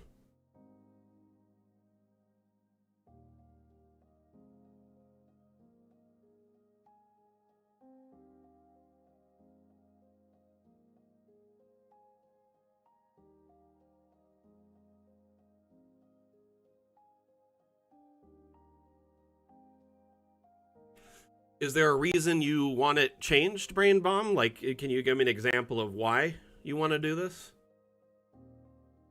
Gotcha. So I kind of figured that was the reason. You didn't want the outside lighting shadows from the, being inside, right? So 2 things I'll tell you in our next update that won't be a problem anymore. We're pretty much offering a solution for that. You can put roofing on buildings, so it will no longer be an issue. That being said, I will tell you this very confidently, and I don't mean this in any way rude or condescending. Almost, this problem that you're mentioning is almost exclusively a GM problem. I have played many, many times on Dungeon Alchemist maps as a DM and a player, and I've also spoken to hundreds of thousands of DMs about this. And we can ask this room right now. Have any of your players ever complained about the shadows, the outdoor light making indoor shadows, causing weird, immersion breaking issues? Have they complained about it and been like, this is game breaking, I can't do this anymore? So they just don't. They don't notice it. I will tell you this, it basically seems to be they're just too busy kicking butt and, looting to notice it, is my opinion. But the second thing is GMs, they have a certain level of let's just say we're very detail oriented, right? We're very detail oriented, and that's part of the reason I think many GMs became GMs in the first place. They love the minutia and like crafting a very detailed story and map for their players to enjoy, and like all this beautiful lighting, all these different things for them to interact with. And we essentially are cursed to be very detail oriented and notice these things. I say this just so you can kind of take a breath and relax, because I don't think your players are going to get upset about it, and putting a ton of time and effort into it is likely just making you more irritated and stressed about the situation. So I guess what I'm saying to you is, for the interim, until this problem is fixed, I wouldn't sweat it too much, because at the end of the day, your players really just are there to loot stuff and blow stuff up and cast fireball. You know what I mean? Like, I can say it with extreme confidence. Very rarely do players like notice that stuff. Anyway, moving on. Okay. We looked at Everfrost Harbor. That was the winner. Was Wilkie Twycross. Let's get over here to Coco's map. So, I honestly understand. I was there too. Here's the thing. A lot of you don't know this, and some of you do, but I was a community member before I was the community manager. So I was a map-making DM, just like yourself, in the community, sharing my maps in Discord and streaming my map-making and coming up with new ways to build things, or what we call CRAM nowadays, creative asset misuse, was like kind of my claim to fame early on. That, and I was like one of the first people to effectively build caves before we had a biome for it. So I was a community member too, and I remember complaining about this myself, to whim, no less. And honestly, over time, I have gotten to the point where I have realized that this is definitely, it is an issue. It's there. It's a problem. But it is only a problem to a certain subset of people who are, like, hyper observant. Does that make sense? And ultimately, at the end of the day, we as GMs it's a blessing and a curse. We're cursed to be, a little bit more detail-oriented But I think that's, exactly why we're DMs and GMs. You know what I mean? Beautiful map here. You need an arena? Here you go. Need a frozen arena? Even better. So, there are invisible lights, I was going to get to this, available on the workshop that SAC has made. They do work quite well. If you get on the workshop, you can just search invisible light. Now, that being said, I don't really like to give a kind of like a patch as a solution, but it does work quite well. Additionally, in our next update, we are including a new abstract light. One moment. Find this. It's shown in one of our videos here that we have. Okay, if you watch this video carefully, you see these little orbs, this like orange one here, and there's a blue one later on, right here. These orbs are a new type of object called abstract lights. And what they are is a light that you can move around the map and you can adjust its color and brightness just like any other light. And they're visible when you're building, but when you export, this housing is invisible and all that's left is the light it casts. So we have a solution coming soon. These will be very easy to work with and they won't show up in any of the exports, whether you're in first person or using a cinematic camera or a top-down export for a map or anything like that.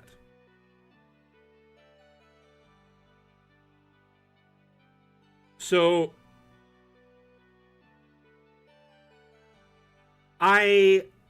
Mateus asks, how's the winner of the Dam Challenge chosen? By community vote?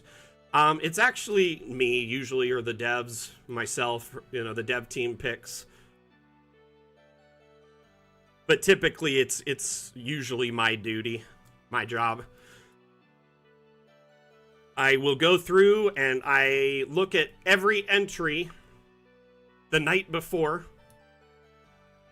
So last night, after all the entries are submitted, I go through and look at them and try to pick out a winner. And it is challenging sometimes. The damn challenge is that I have to pick one.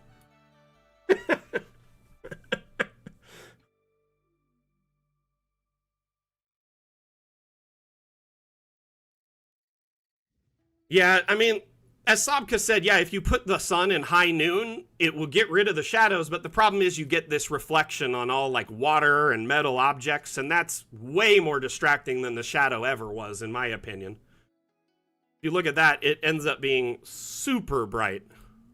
Like, it is like blinding. Like sniper glint in a Battlefield game. It is ridiculous. So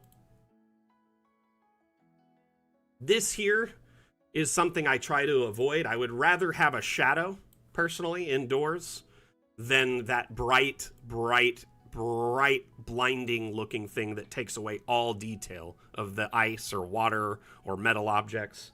So I personally am of the mind that leave the shadows because it's better looking than, absolutely blinding yourself with a reflection. Yeah, I raised the topic earlier of thinking of a theme. Obviously, it's going to be the first damn challenge of the new year. So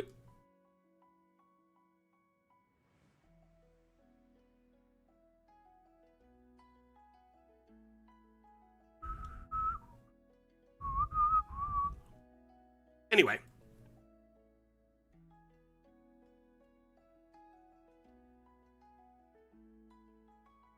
Coco did a really good job on this, especially the seating. That probably took forever. Is that just all, yeah, stairs?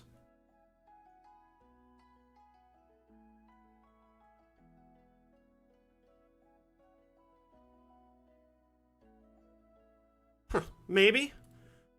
It's an interesting one. I was thinking something to kind of go with the New Year theme. We could do, like, some sort of party, Ah, look at that, Sack. Oh, thank you, Brain Bomb. And I hope I didn't come across as like condescending there or anything. Like, honestly, I do understand your plight. Trust me, all too well. Um, and I am a GM myself. I get it. I understand it. And I do think it usually just kind of boils down to finding the balance, you know, between your want to control the situation and make it exactly how you need it to be. Sometimes good is, you know, just getting there with something that's good is better than striving for perfection. You know what I mean? Because in all honesty, perfection is pretty much unattainable. So it slowly makes you insane trying to. Okay, glad, Brain Bomb. I'm glad I was able to at least give you some kind of guidance and some sort of, you know, semblance of a solution here.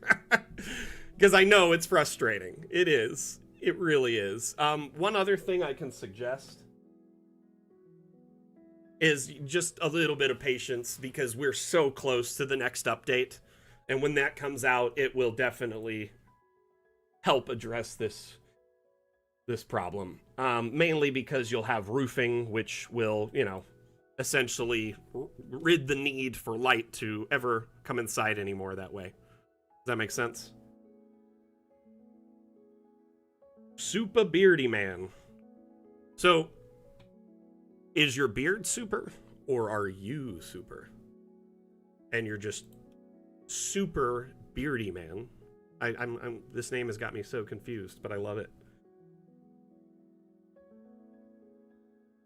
My uncle used to say that the reason he was bald is because his brain is running extra efficient and ate up all the hair because it needed it for energy. So he always just said it's the reason I'm smarter than all my brothers.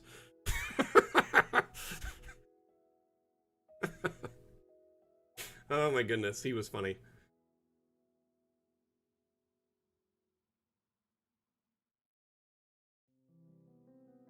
You know, Farrell, it is a good point there. Creators often obsess over things the viewer doesn't notice.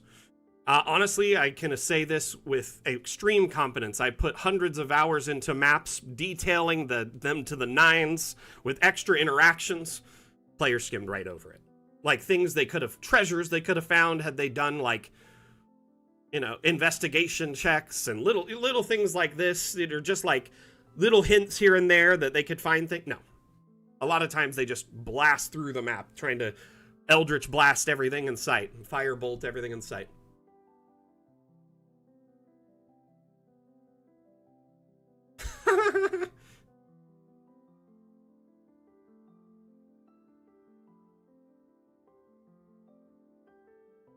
I'm bald as well. See, I'm at the point in my baldness that, like, if I don't, like, trim my hair pretty regularly and shave my head or trim my hair, like, regularly, like once every week or two, I start looking extra bald, like a bozo looking, you know, like a clown, because my hair gets really bushy on the sides, but then I'm all bald up here in the front all the way to the cap. So it's like, basically I could have like the craziest, what would a clown mullet be?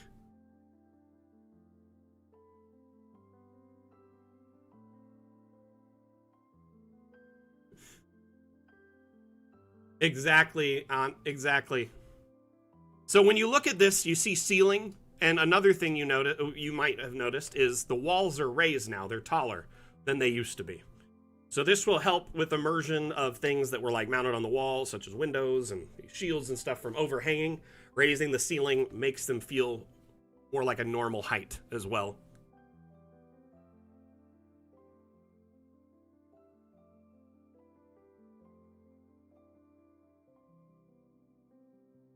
Ah. So I had like the biggest fro, right? Super curly hair, very big, like luscious curls, right? People would just come up and grab my hair to play with it. Like, I don't know them. They would just be like, oh my gosh, that's insane. And then by the time I was 25, I was bald. So it was kind of a blessing in disguise, I guess. I don't have people like randomly coming up and assaulting me anymore. So that's nice. Okay. This was another really cool one. I was really impressed by this build.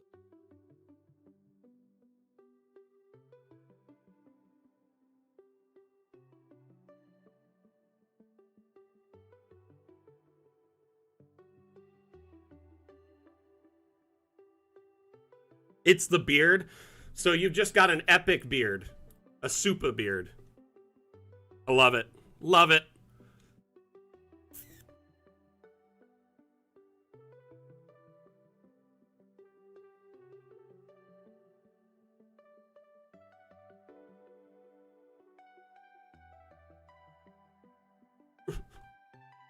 You're like, oh, I gotta get back to the drawing board.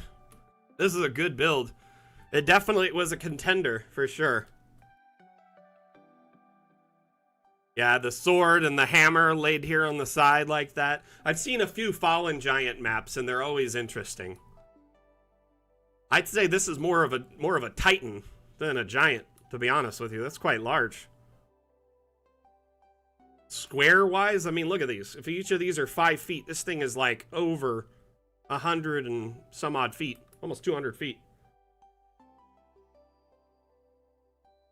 So what is the official lore for Titans in Faerun?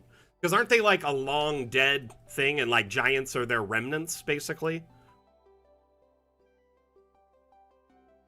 Honestly, and it sometimes the thing is there'll be an early heavy contender, right? And then later on another map will come in and really just kind of blow me away. But the thing is you guys need to understand, I try not to participate in the discourse in the Damn Challenge channel, and I try not to look at maps early. The reason being is I don't want to form an opinion of a map prior to having all the maps available. Does that make sense? It's unfair to judge the maps as they come in. Instead, I want to judge them as a whole. So I try to avoid looking at all the maps until they're there, right? Until all of them are available to me. So to me, that's one of the fairest ways I can judge them, is wait till they're all available. Then I go download and subscribe to all of them, and I open them up one at a time. Oh no, I mean, that's the thing. These are all good. You guys need to understand, like, there was a lot of A-game maps in this challenge, okay? Like, there were so many good ones. It's usually harder for me to pick a winner, right? Then it's so frustrating, because I do feel like I let people down, because I know a lot of people put a lot of time into these maps and effort, and they're like, they want to win, obviously, right? Everybody wants to win. But yeah, I definitely will only open the maps after all of them are available, and I try not to talk or feed into the discourse and chat around the maps, but I do love how y'all support each other and like give each other props and like congratulate each other and like uplift each other as a whole. That's the whole point of the Damn Challenge. It's not to challenge each other, it's really to challenge yourself and grow as a cartographer and as a community, because we're all made the better for it. Because of all these awesome concepts shared on the workshop, people learn new ideas and come up with new, plans for their map making. And these maps being available on the workshop means anyone in our community can benefit from it. Exactly, Super Beardy Man. I don't like forming an attachment early when there could be an absolute banger that gets submitted the day before. You know what I mean? It's really hard if I form an attachment to a map early on, it becomes bias. Does that make sense? So I try not to open the maps or even look at them until the night before.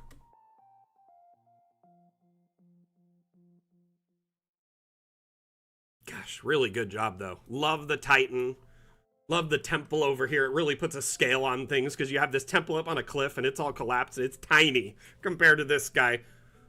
Like, goodness. Could you imagine this sword, like, just scrapping this, selling this? It looks magical, too.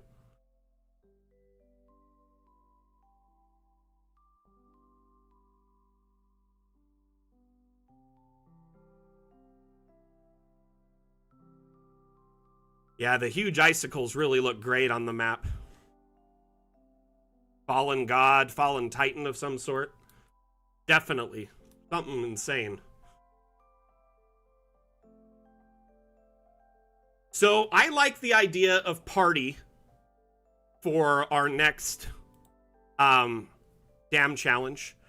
Mainly because, you know, it's the first dam challenge of the new year. We're ringing in the new year. Celebration. Celebration could be a good theme too. Because it's broader than just party. So I'm open to either one of those. Oh, we got some raiders. What? Hey, Bren, how are you? Thank you so much for the raid. Wow, 11 viewers just dropping in. Y'all are awesome. Much appreciated. A good days to use.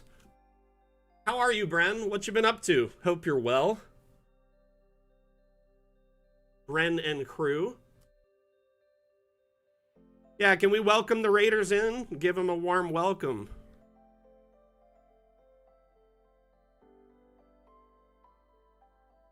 Aren't these amazing maps? Our community of cartographers never ceases to amaze me. This one was great too. Big contender. The symmetry alone was part of the reason I loved this map. The rink, just absolutely astounding.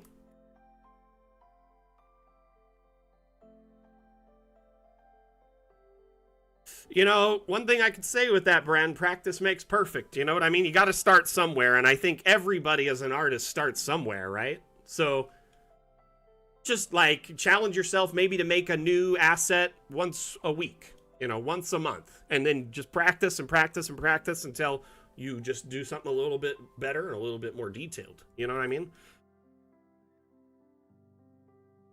So, I mean, if you have an iPad or obviously a computer, you can do 3D sculpting on either device. There's all sorts of utilities, free and paid. On a computer, a great free tool is Tinkercad, kind of get you started. It's web-based. And it allows you to build little 3D models and combine them together and make custom shapes and kind of play around with it. Tinkercad. Yeah, it's a website.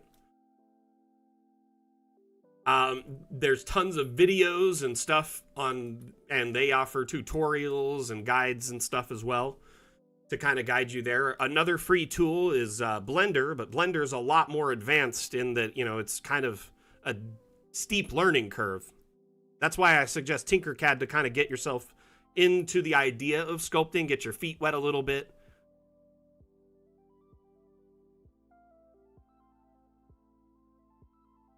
Blender is a great tool, and if you have a friend that uses it, I mean, they might be able to give you some pointers. Thank you, Atlam. By the way, again, thank you for the raid. How was your stream? What were you streaming today?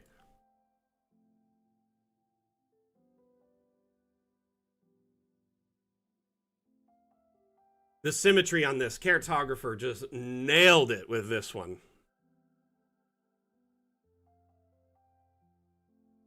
Like, it's so appealing just looking at it at a glance, right?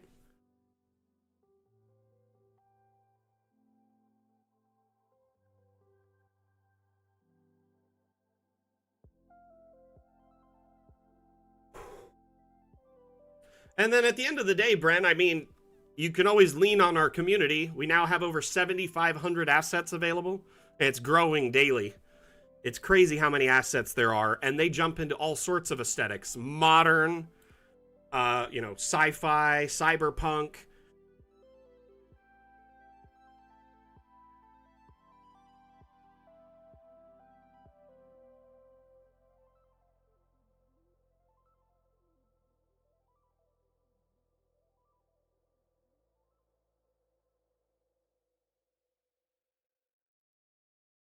It's always fun to look at the maps that have been made. And this is a pro tip for everyone watching.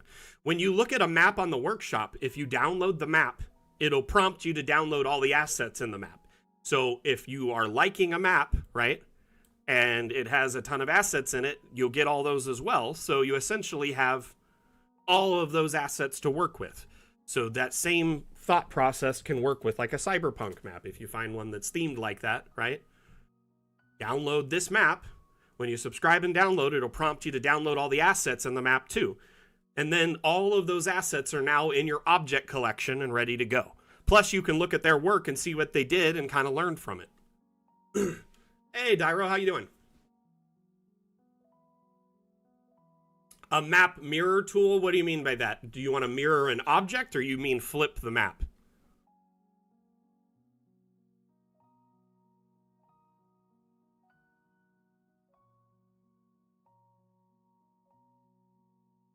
Absolutely stunning build here, Cartographer. Top notch, as always.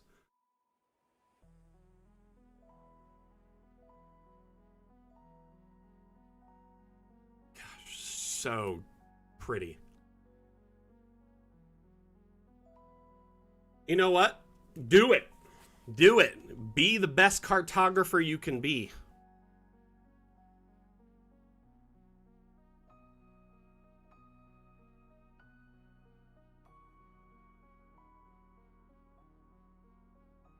Huh.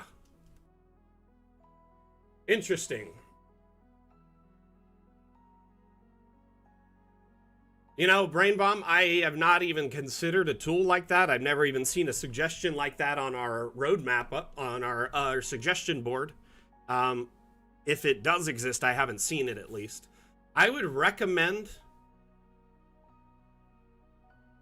going to our upvote, if you could give him a link for that, Atlam, and you can make a suggestion there that is akin to this. So you essentially want to be able to take your map and, you know, draw a line, and it flips, it takes everything on side A and puts it on side B. So you essentially could easily make a map symmetried like this. So you just build half of it, and then it does the other half. That's an interesting idea for a tool, though I'm not sure if it's possible. That being said, I'm not on the dev team, so I'm not that smart. It's way above my pay grade. Yeah, I get it. I get what you mean.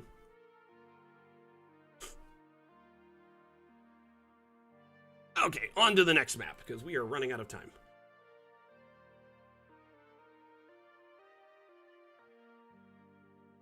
There's discussion of object mirroring. Basically, when we were going into the Fun with Objects update, the upvote in progress board said mirroring objects and rotating objects, all that stuff was listed there, but then it got removed, and I don't know why. I think the devs removed it because they weren't sure if they'd be able to address it and just didn't want it seeming like it was promised. Like, they're working on it, it's on their backlog, and they're actively working on it, but it needs to be done correctly and within their standards, right? Always love when Zentic drops a sci-fi themed map. It looks like here they have what was a basalt mine, but then they found some sort of alien artifacts underground. Looks like 2001: A Space Odyssey up in here.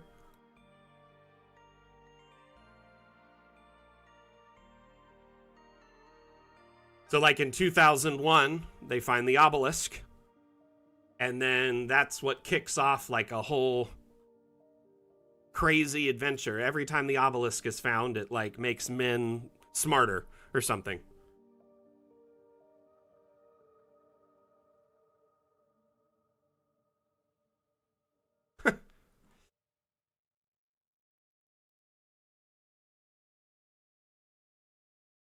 That's just going to make them want to visit. Like, why would they say that?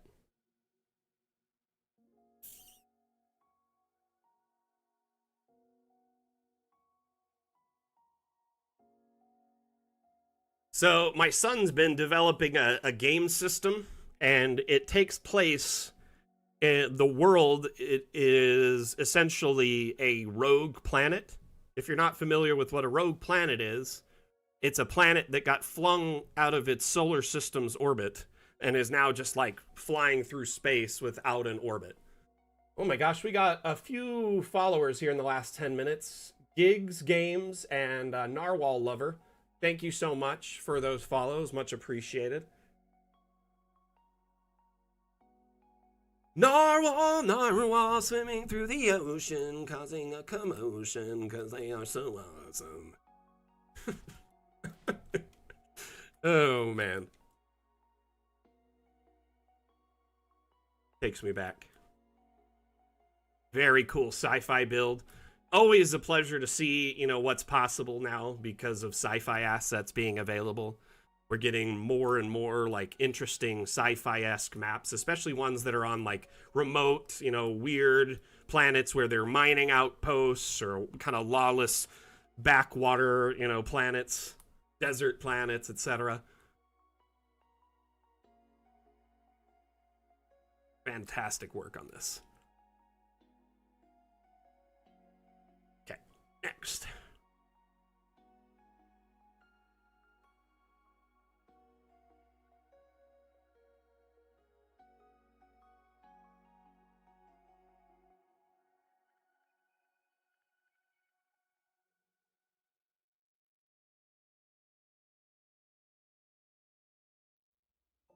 I honestly, USMC Ninja, like, that is like the biggest sci-fi plot ever, right? Some ultra megacorp is mining something and then finds some crazy advanced technology or something they weren't supposed to find, right? And but then the thing is like, if I was that megacorp, it may be very frustrating that your dig is halted, right? This resource you need is halted, but the economic impact of what you found would be insane if it's some sort of advanced technology, right? Like, it could be world-changing technology, and it could maybe put your company, like, in a whole nother level. Taking them from megacorp to the corp, you know?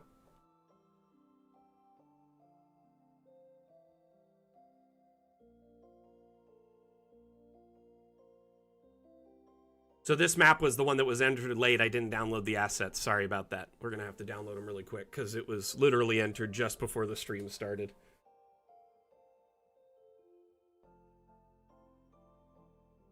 Can I just say thank you to everyone that's here today watching, whether you're lurking or actively chatting, or you were, you know, a cartographer that submitted a map in the Dam Challenge. I really appreciate you all being here today. And I do want to say hello and welcome to the viewers on all of our platforms, because we are multi-streaming across many different platforms right now. So appreciate you all watching, whether, you know, you're on Twitch or TikTok or Facebook or Twitter or Steam or YouTube, etc. Appreciate you all very, very much. While we're waiting for this, also would like to remind everyone, Dungeon Alchemist is on sale right now. It's 20% off through the Steam Winter Sale. We're very honored to participate in the Steam Winter Sale this year. 20% off is a really good deal. It's the best price you can get Dungeon Alchemist at. So if you're looking at it, you're kind of sitting on the fence, might be the time to buy, because, you know, the sale. Also, if you're wanting to try Dungeon Alchemist out, you're not sure how it'll run on your computer, we offer a free demo. So you can download Dungeon Alchemist on your computer. It's a modest download, only 7 gigabytes, I think. It's 6.7 gigs for the demo.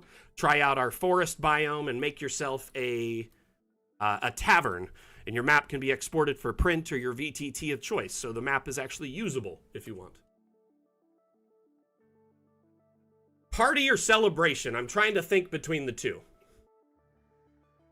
I think celebration is more broad than party. Because celebration doesn't necessarily mean a party.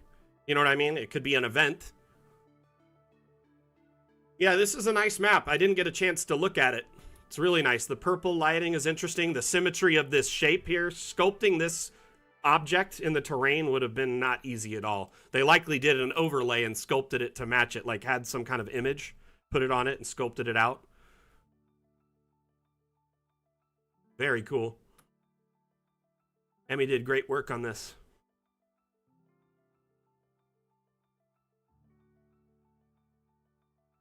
It is, yep, it is a snowflake. That is crazy. I just realized that. I was thinking, what is that? Is that a leaf? No, it's a snowflake. You're right. So it's just this entire thing is on a snowflake. Is that the point of it? Oh, it's called Snowflake Inn. That makes sense.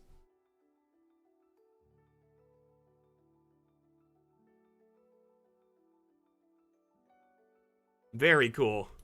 Here, let's take a look in the full top down there. Fantastic. That's so cool. Actually, when you put it in the perspective like this, it looks really good.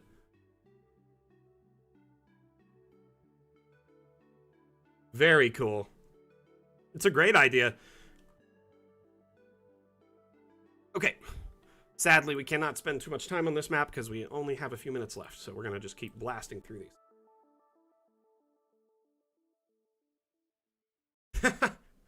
Honestly, Move Earth is one of the most underrated, like, Shape Water and Move Earth are like two of the most underrated cantrips that can do some serious work.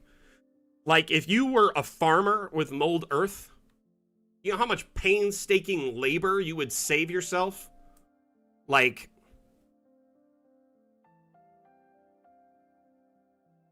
when you have time for it to do its thing, it's a great spell, right? So I didn't have this spell naturally, and I begged our DM to let me make an item that could cast Move Earth. Great, did D8 crash? Because like I wanted that spell, right? Yeah, a shovel, right? But that would be the ideal thing for it. No, I casted it. I made it out of a small little trowel, like a hand trowel, like a little shovel. But that's the casting device. It's like a wand out of the trowel because, you know, artificer.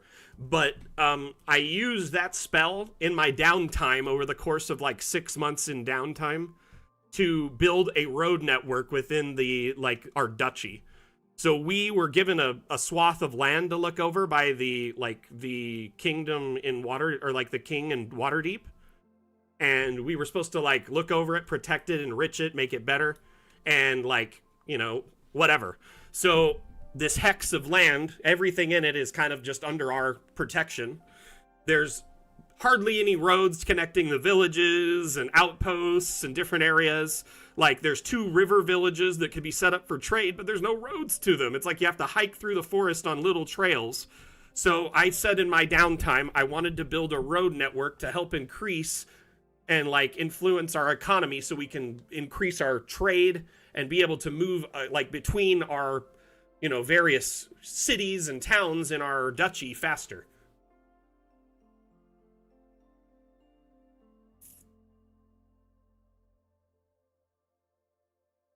I said mold. Oh, sorry. I'm thinking Mold Earth, not Move Earth. My bad.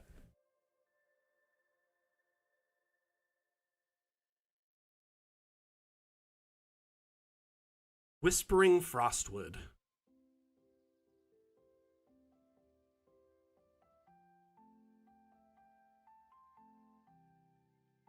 Mold.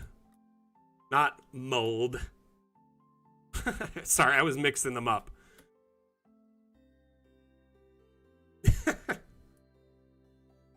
Wardian, you should be called Wardian the Earthworm, not Wardian the Goblin.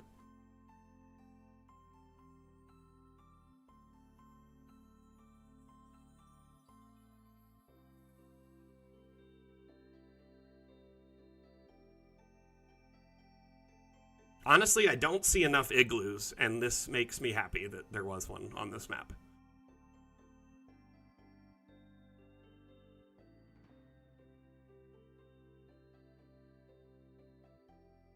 So the anime is like, so I was isekai'd into a game and decided to build a road network to become a tycoon. Something like that, right? I don't know.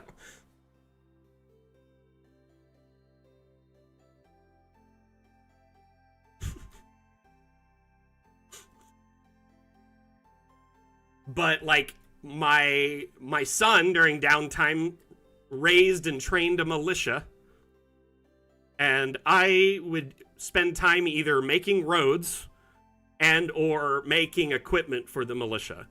And I hired a bunch of hirelings to help me like move bigger rocks and stuff when Mold Earth wasn't good enough. Um So like we had like donkeys, beasts of burden, wagons, and like a bunch of hirelings. It was cool. I don't know. It's kind of like one of the lamest things I've done in downtime, but also very cool. Because when it was done, like basically we were able to traverse the area in like a fourth of the time on foot. We were able to open up trade networks between our towns and like get access to places that didn't have access. So we're hoping that this will have a economic impact over the long term.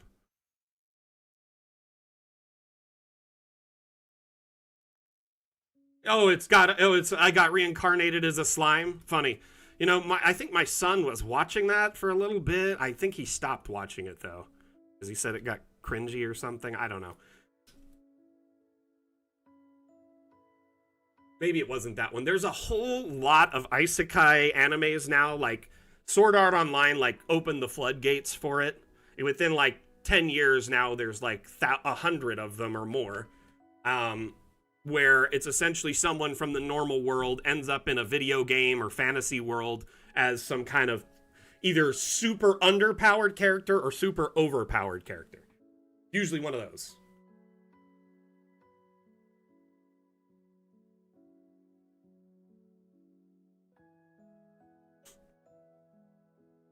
My favorite isekai show is Log Horizon. Oh man, Delicious in Dungeon is good. I don't really consider that an isekai because they actually like live in that fantasy world, right? That's like where they're from. Um that's like just normal for them.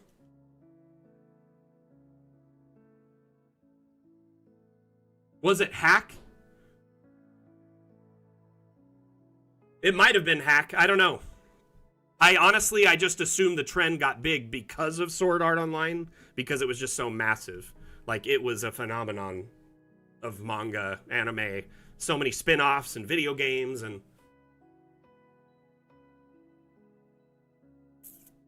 you know, Sack, we're only like a couple years difference, man. You could easily learn these things. Get into it. Get into it, brother.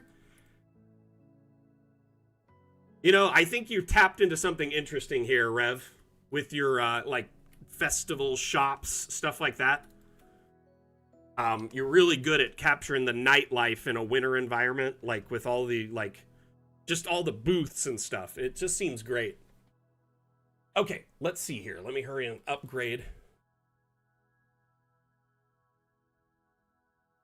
What do you mean, Brain Bomb? Do I? What? I don't even know what you're meaning. What did I do? Okay, the next theme is, let's do celebration.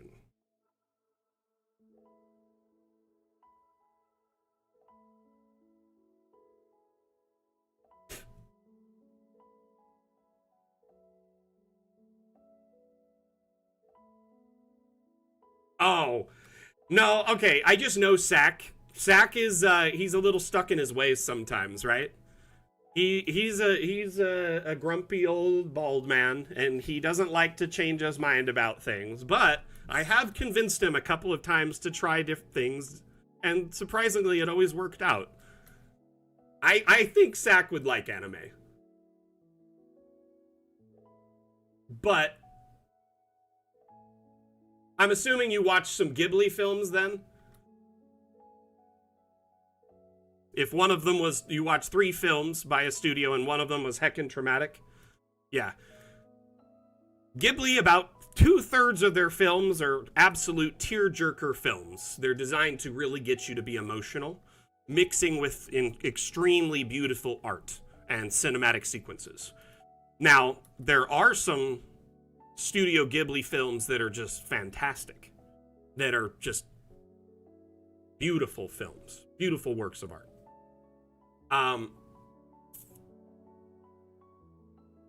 So I don't know. I guess. Oh, Grave of the Fireflies? Yes. Oh, very sad, because isn't that like about the firebombing of Nagasaki, right?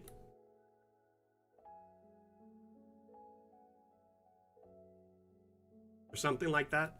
One of those films is about that. So it's like very, very intense subject matter.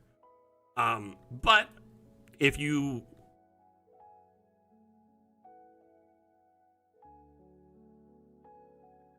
So, let's see. Totoro, for instance, from the same studio. Very, very heartwarming, cute film that, you know, explores child's imagination, right? Little bit of sad subject matter, but overall, very, very, very heartwarming film. The cat bus one? Yes, the cat bus one. It is a bit of a trip, but that's the point of animation. It's supposed to be out there and get you thinking, right? And imagining things. My Neighbor Totoro. Really? Oh, man. You. So, another one. Sabka, which one was your map?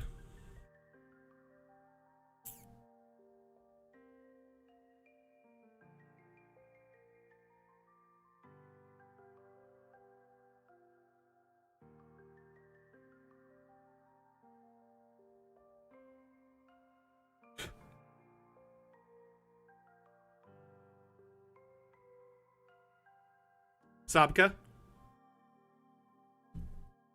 The canyon one? Yeah, we went through that early on in the stream. I go left to right, top to bottom. So yours was one of the first ones we went through. It's about probably an hour into the stream we went through it. And we actually very much enjoyed it. There was a lot of interesting feedback. I found a few of your treasures hidden on the map. Liked it a lot. Liked it a lot.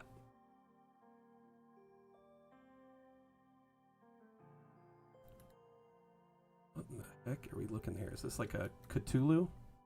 What is that? Festivus. That's all you need to know. We're burning an idol. There's an island? Oh, yeah, there is.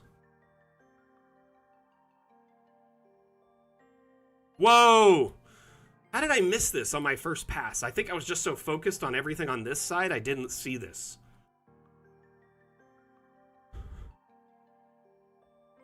Yeah, I'm sorry, Sabka, that you missed it. Sorry, I don't sometimes it's hard for me to remember different names because if you go by a different name on your Steam than your chat here or in Discord, it's hard for me to kind of connect the dots and remember them all. Mainly because I have to remember hundreds of thousands of names and who they pair to. So I apologize there. But yeah, well, yours was definitely one of the first ones we looked at, for sure. Rev, how long did you put into this map, brother? Between looking for your tape measure. Furiously searching for your tape measure, I should add.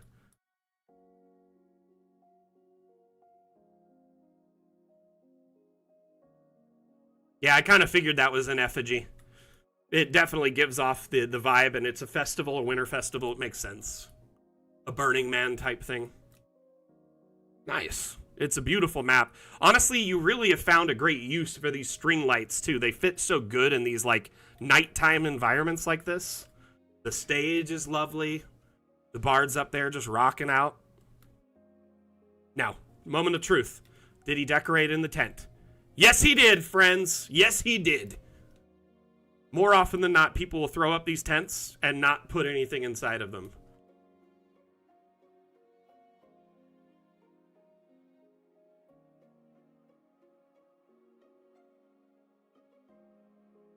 Thing is, Zach, anime is older than you are, bud. Like, it's not a new thing. It's just a newer phenomenon to the West. I guess you should say. Tarot readings! I mean, Astro Boy, what, came out in the 50s?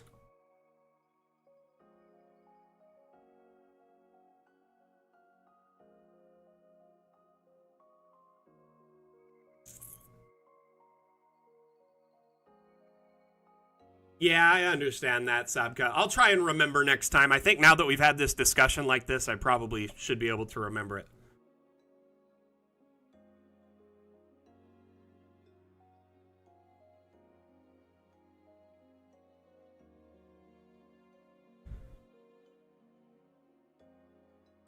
I've been watching Dragon Ball with my son. Well, Dragon Ball Z.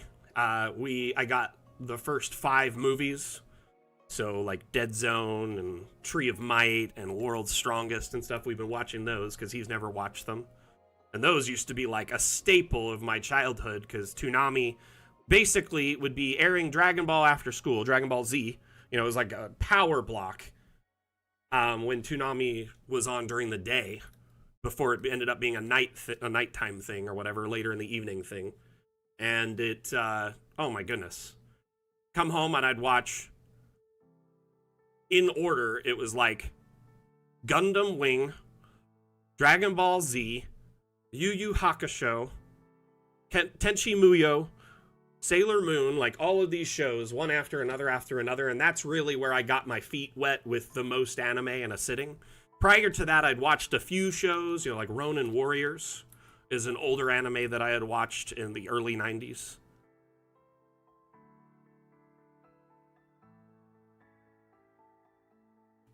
But, I mean, like, when I came home from school and I'd turn on the TV at the end of the day, or like after school, I'd be watching my brother and sister. We were latchkey kids, My mom would work, mainly because, my parents were divorced and my mom was working all the time. So, essentially, I'd just turn on Toonami and, like, make me a snack and do my homework and make sure the kids didn't leave, And, man, Toonami got me through some hard times as a kid. So I definitely have like a special place for anime and the art styling. But I also think you got to find that one movie or show that really, really hooks you to the art style. It's different. And the thing is anime is such a broad style of art too. It's not just like one direct thing. There's so much to it. It goes all over the place.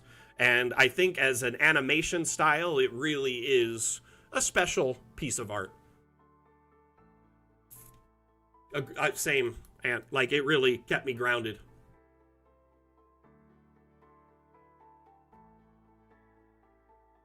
Tom was my kind of my babysitter. See, I watched those too.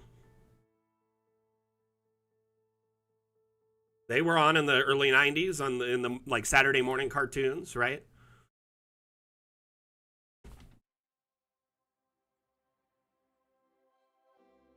I love this. Little booths for like just everything. Fantastic work, my friend. You did a great job on this, Rev. Okay, we got one more map, Lalandra's map. I'm sorry that yours was last. We're going to make sure we spend some time looking at it, though. Thundercats is awesome. Don't get me wrong. I love Thundercats. And honestly, I consider Thundercats anime, bro. By the way, you definitely like anime.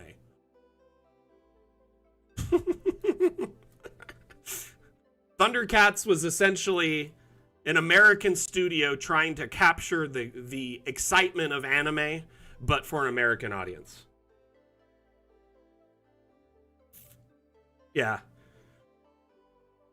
But Silverhawks and Robotech and Voltron, all of those shows are animes too. Like, and they definitely, I think they just sometimes people see them as more of a distinct type of show. TMNT, man, I definitely miss the Ninja Turtle cartoon. It's so crazy, though, how much of cartoons back then were specifically designed just to sell toys.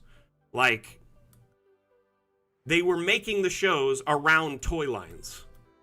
Product lines, not the other way around. Like, a show would get popular now, and then they'll make toys.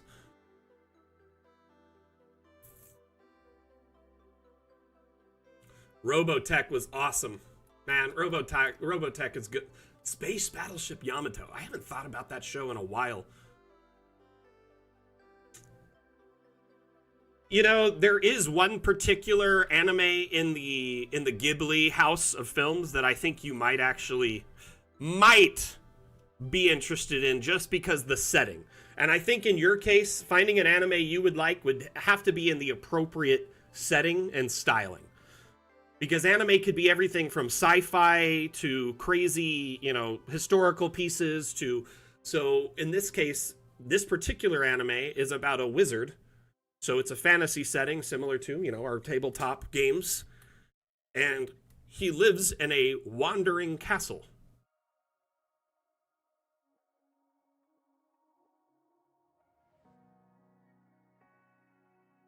It's called Howl's Moving Castle. Oh my gosh, reboot? Definitely. That's a Toonami classic. When they started making those CG shows that were like just awful looking. Reboot is awesome. Did you, if you watched Toonami during that time, then you probably watched the Johnny Quest, the New Adventures of Johnny Quest or whatever, where they go into Quest World. That was so, like, awful. It just reminded me of, like, Lawnmower Man VR.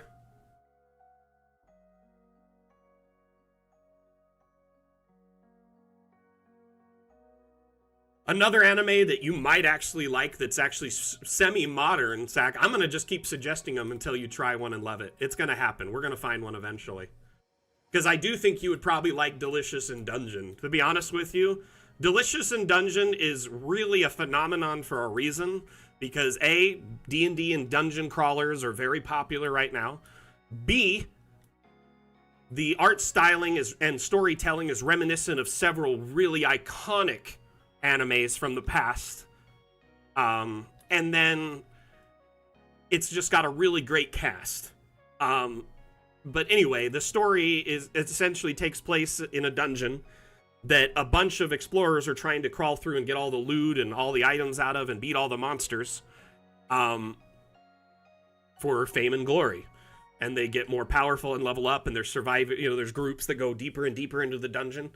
But this one group is trying to get further into the dungeon than anyone else by foraging in the dungeon as they go through it, instead of going back out for supplies, because you can only carry in so much gear with you, right, if you have a weight limit. So they're trying to forage what they can in the dungeon, and then they make weird random meals out of all the things they kill. I'm gonna do it. I'm gonna do it, Zach. One of these days. The thing is it kind of implies it's D&D, but it never actually straight up says it's D&D.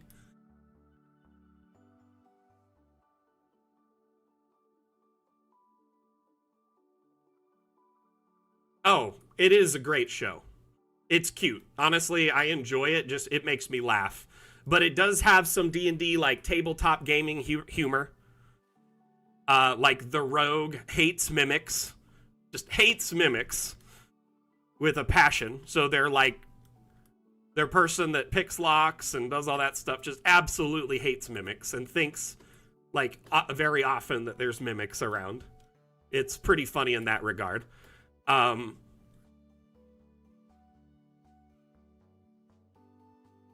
Really? Oh, come on.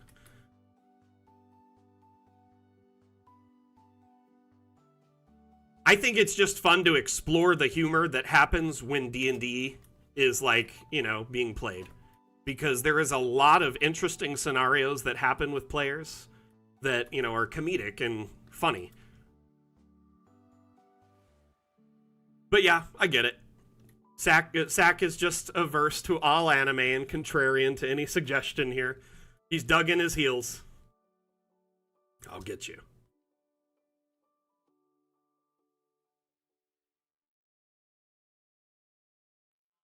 You least expect it. Whoa. You see me like wall run there? What the heck was that?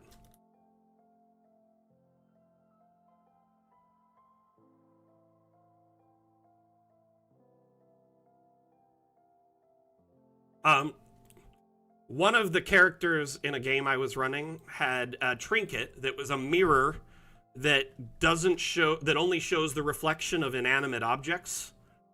And they would use that to detect mimics. Because if they would look at the object in the mirror and it was invisible, that meant it was alive.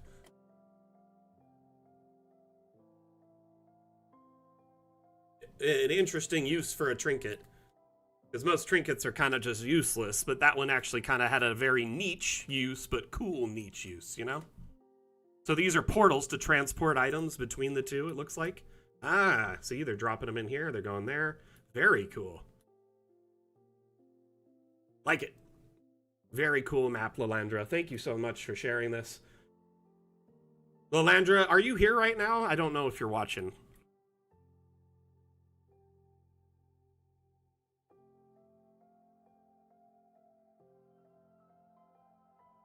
What was the inspiration behind this?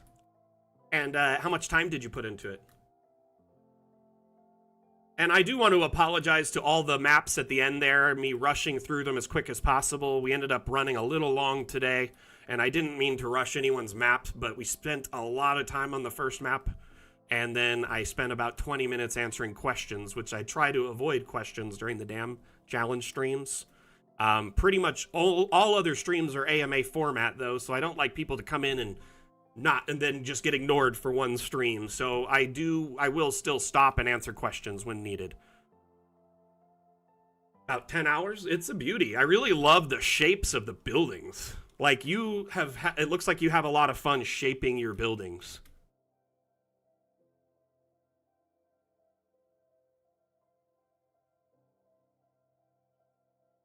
So is this supposed to be another place, or are these on the same area, or is this like, because this looks like a teleportation thing, so are they teleporting to somewhere else in the, like, a far off distance, like another plane, or is it just to up here, this next part of the castle? Sometimes people will separate pieces like this, so they'll like be two separate like scenes on the same map, if that makes sense. Gotcha. Very cool. I like the use of the portal.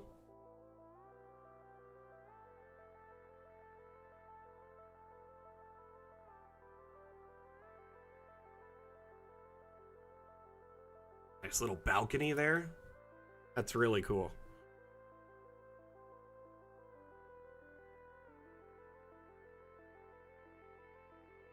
I really like this too. The circular shape in the middle of the room.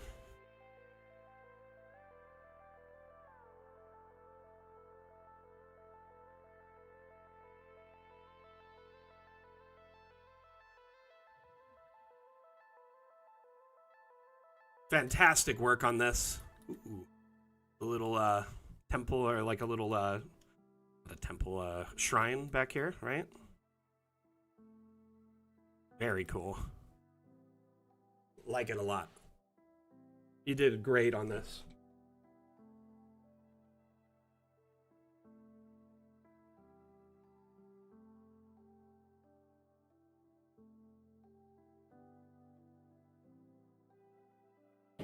Ooh, nice. I like the path. Really nice. Really just draws attention to this. You know what I mean?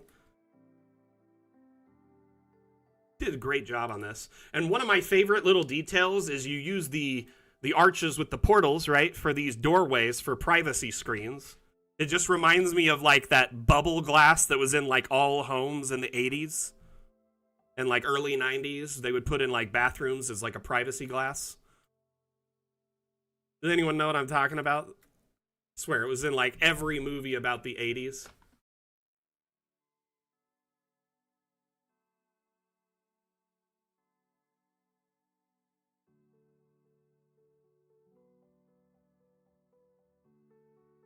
My cousin's bathroom was like that, and I always felt weird because you could see the people inside through the outside, but it was just bubble glass, so it was like, it wasn't like you could really see, but I'm sure if you sat there and stared, you could probably see what's going on, and so it never felt, like I never felt right using that restroom. Just always awkward.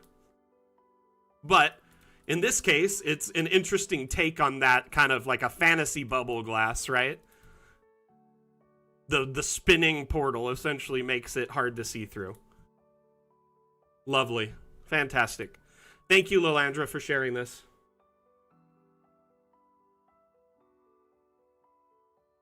Oh, all right, everyone. The next Dam Challenge, as we discussed earlier, is celebration. We're going to be celebrating the new year, ringing in the new year. However, you can show how you interpret celebration however you want in your map. So, using celebration as inspiration, make a map of any shape or size, and submit it to the Dam Challenge channel. in Discord. Make sure you follow the rules pinned at the top, and your map must be submitted no later than Friday, January 10th. End of day in your time zone, 11:59 p.m. in whatever time zone you're in. I will put an announcement in the Damn Challenge channel sometime between now and Monday afternoon that will show the winner, their map, and information for the next challenge, i.e. the theme and when your challenge needs to be submitted by.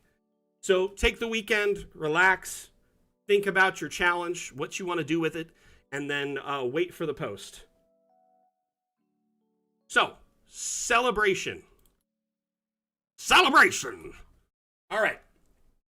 I just want to say thank you again to everyone that is watching, hanging out on the stream today. Whether you were actively participating in chat, whether you submitted a map in the Damn Challenge, or you were lurking, maybe you are a first-time viewer today. I just want to say thank you to each and every one of you for being here and participating in your own way. When you're here supporting these community initiatives like these streams, it really helps, drive our interaction and gets new eyes on Dungeon Alchemist. As we're a small indie company with a team of less than 10 people, it really does help when you guys support us like this, because it allows new people to learn about us. Essentially we grow from like word of mouth, stuff like this. Again, I just appreciate everyone that contributed to the Damn Challenge. Thank you so much for making these events what they are. Our next stream, for anyone wondering, we have a stream coming up on Monday. It's called Mapmaker Monday. Mapmaker Monday, I build a stream live in real time, so you can watch, ask questions in AMA format, meaning ask me anything. So as long as it's related to Dungeon Alchemist, I will do my best to answer your question and provide real-time support. The build I've been working on is called Ancient Cemetery. And it's a massive map, 82 by 82 so far. It might get bigger, who knows. And it is a very, very, very large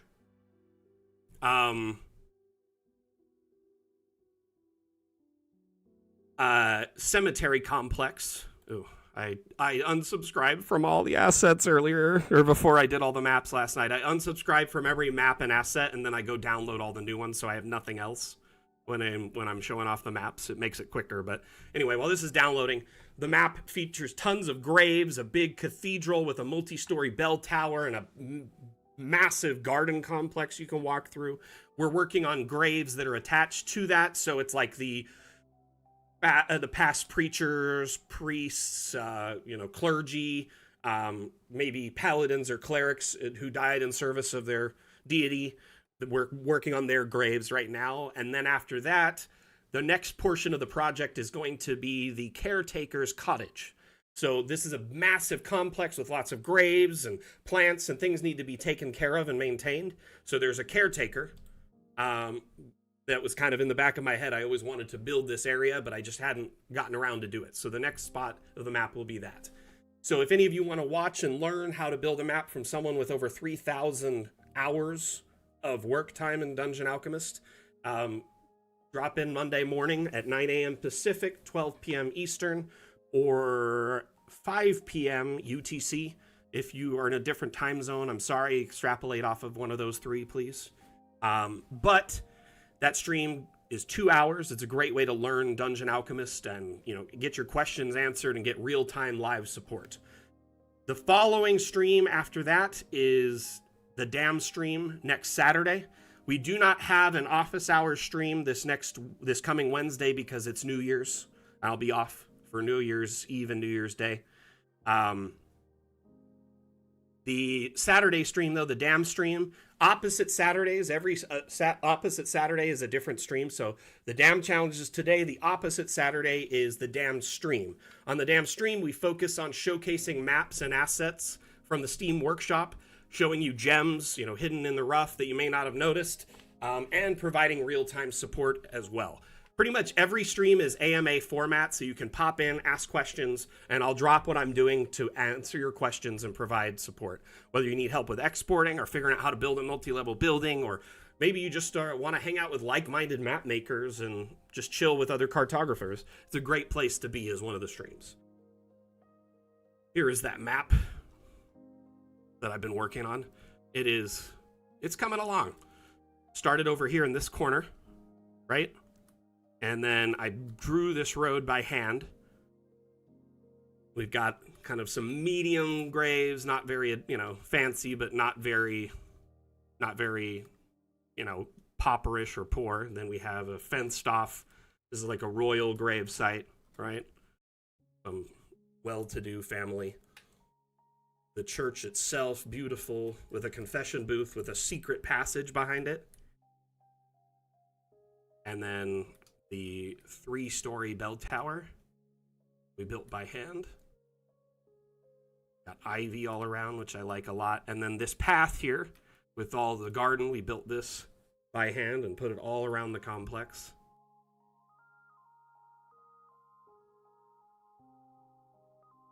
It's quite fun. Anyway.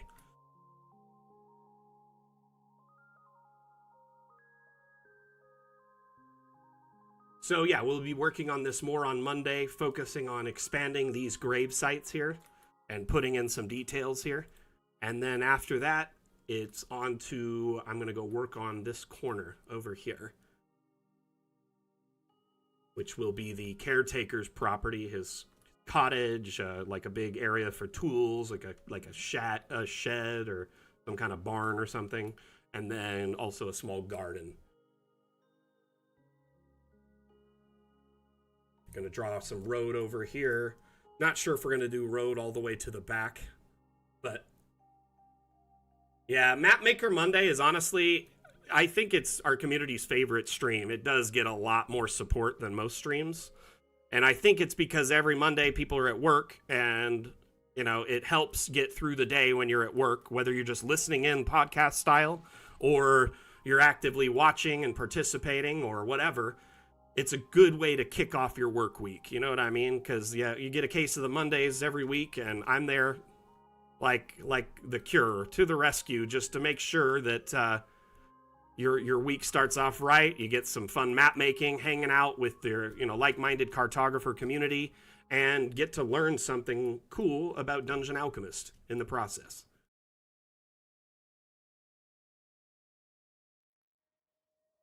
I certainly don't give priority to the stream over work. Jeez. So, I will say this, be careful watching streams while you're working. Depending on your job, the policies on that can be, rather detrimental to your pocketbook. Some places may frown upon you watching streams, but other places may be fine with it as long as you're still productive. You know what I mean? So just be careful. Don't want you to get in trouble or anything at work or, lose your job over the stream. So while I do appreciate everyone's support, I just want to say definitely don't make it a detriment to your workday.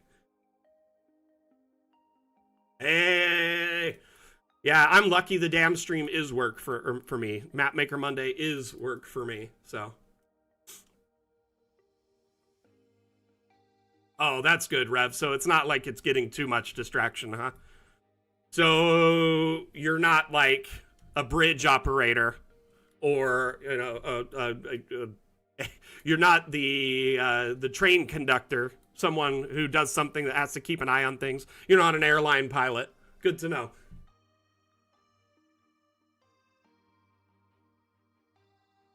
It is coming along for sure. For sure, Eric. We did some work on this side here. Kind of some of the space it's hard to work with, so we're trying to figure out like how to optimize all of it, like that's why we put this pizza pond here, because it's like I couldn't figure out what to do with this weird shape.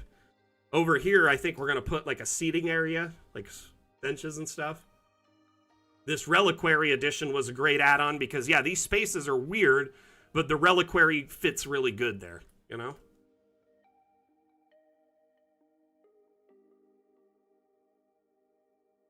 I'm sure Rev knows what he can get away with at work and what he can't. Some places, they'll monitor your activity on the computer, and you could get in a lot of trouble for doing that. So definitely know your work and know what you can and cannot do and act accordingly.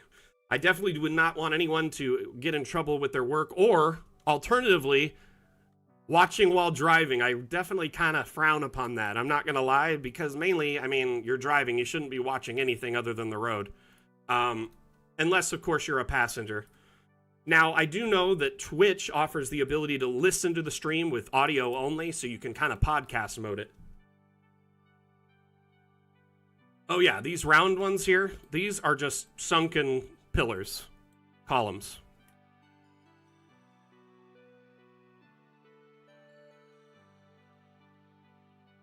These were from the workshop here. These were paths that I found on the workshop.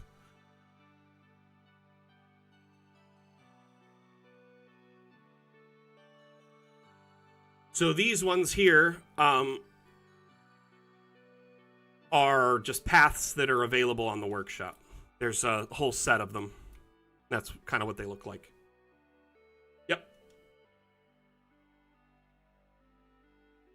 So if you go to workshop and type path, there is these stone paths, and that's what I used.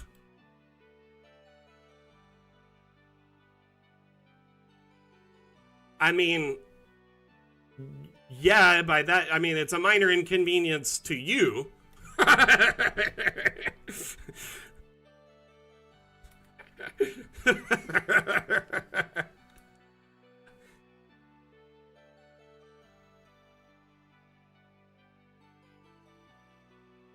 Another way to do pavers, like, is there are some stones on the workshop that are not in the workshop, the stock DA assets, that are, like, great for a paver.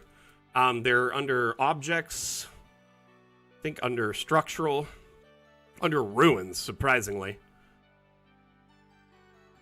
There's some of these, like, stone paths, or stone pieces that work pretty good. This one also.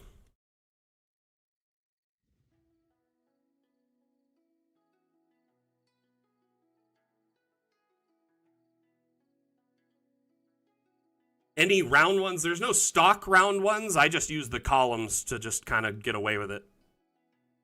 You know what I mean? Looking back now, though, they're way raised. I kind of messed that up. They should be a little bit lower. Oof.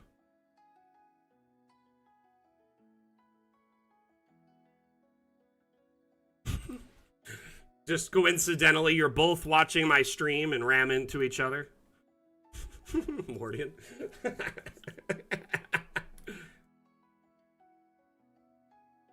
Okay. Thank you, everyone, for participating. We'll see you on Monday with Mapmaker Monday. I got to take off, but I really appreciate you all being here. Had a blast on today's stream. A lot of really cool maps that we shared today. Thank you for all the participants of the Damn Challenge. Again, my name is Mac. I'm the community manager for Dungeon Alchemist. Dungeon Alchemist is a map-making utility available on Steam. We offer a free demo, so you could try before you buy. It's a modest demo, only 6.7 gigabytes, so it's not going to eat up your hard drive just to download and try it out. And it's not going to take 10 days to download either. Call of Duty, anyone? Anyway, moving on from that, we also are on sale for the Steam Winter Sale, 20% off through January 2nd. So if you're looking to try Dungeon Alchemist out, or you've been wanting to buy it for a while, now may be the time to dive in, try the demo, and potentially take advantage of the sale. Thank you, everyone, for being here. I appreciate you all so very, very much. But unfortunately, I have to go. So we'll see you next time I give a damn. Mac out. Bye. We're going to run a quick Dungeon Alchemist themed ad, probably 30 seconds, and then we're going to end the stream, okay?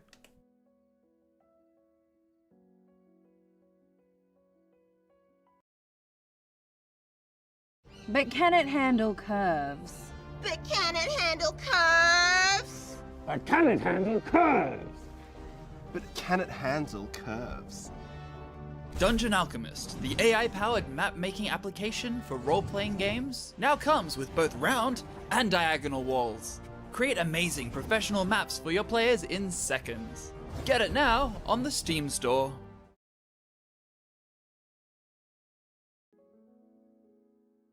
All right, everyone. Thank you so much for watching. Appreciate you all being here. Sayron, hey, good to see you. See you around at Traveler Kaimiru, thank you for being here. Wardian, yeah, it's a funny ad. So we've paired with the team at Deerstalker Pictures. You may know them from their One for All skits. They're like D&D themed skits on like YouTube and TikTok and stuff. And You stand before the long, dark road to the fabled realm of Doyak Ta, and before What do we see? I don't know. A goblin. I kill him. But before she does, I, Gilliam of Firth, demand to know the goblin's name. Hi, my name is Woblin. Where do you live there, Woblin? I don't think that's relevant. Well, but I, Gilliam of Firth, demand to seek the goblin's abode. Clever. Find family. Kill entire bloodline. I like it. Seriously, we're doing this? Okay, well, won't be needing that anymore, will I? Ever get caught by your players with your pants down? Dungeon Alchemist lets you create wonderful maps for any encounter in seconds. Oh, Woblin, that's a very impressive. listen, don't get mad at me. cheese Get mad at collection those you've got player there. characters. They're the ones that don't like goblins. Yes. Do you know what's more impressive? This map I have to the Don't get mad at me. I only wrote them Doyak that way, Please take okay? it and leave as you go behind you. Mr. Woblin, I cannot help but notice that you have a secret tunnel underneath your cabinet. Care to explain? Download Dungeon Alchemist, the AI-powered map maker, on Steam today. All right. Thank you everyone for watching. Hope you enjoyed the ads. They're silly, they're a little humorous and whimsical, and they feature the comedy troupe One for All or Deerstalker Pictures. I highly recommend you check out their videos on like YouTube and TikTok. They have some really, really funny D&D and other video, all sorts of fantasy games and different things that they kind of make skits for.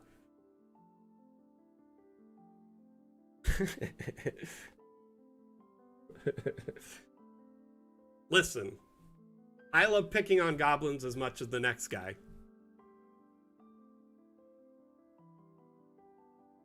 That's all I had to say.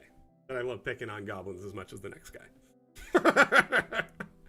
Wardian, you're so funny, man. Thank you for being hilarious. I appreciate you. Thank you, everyone, for being here. We'll see you next time I give a damn. Back out. Bye. See you, Bane.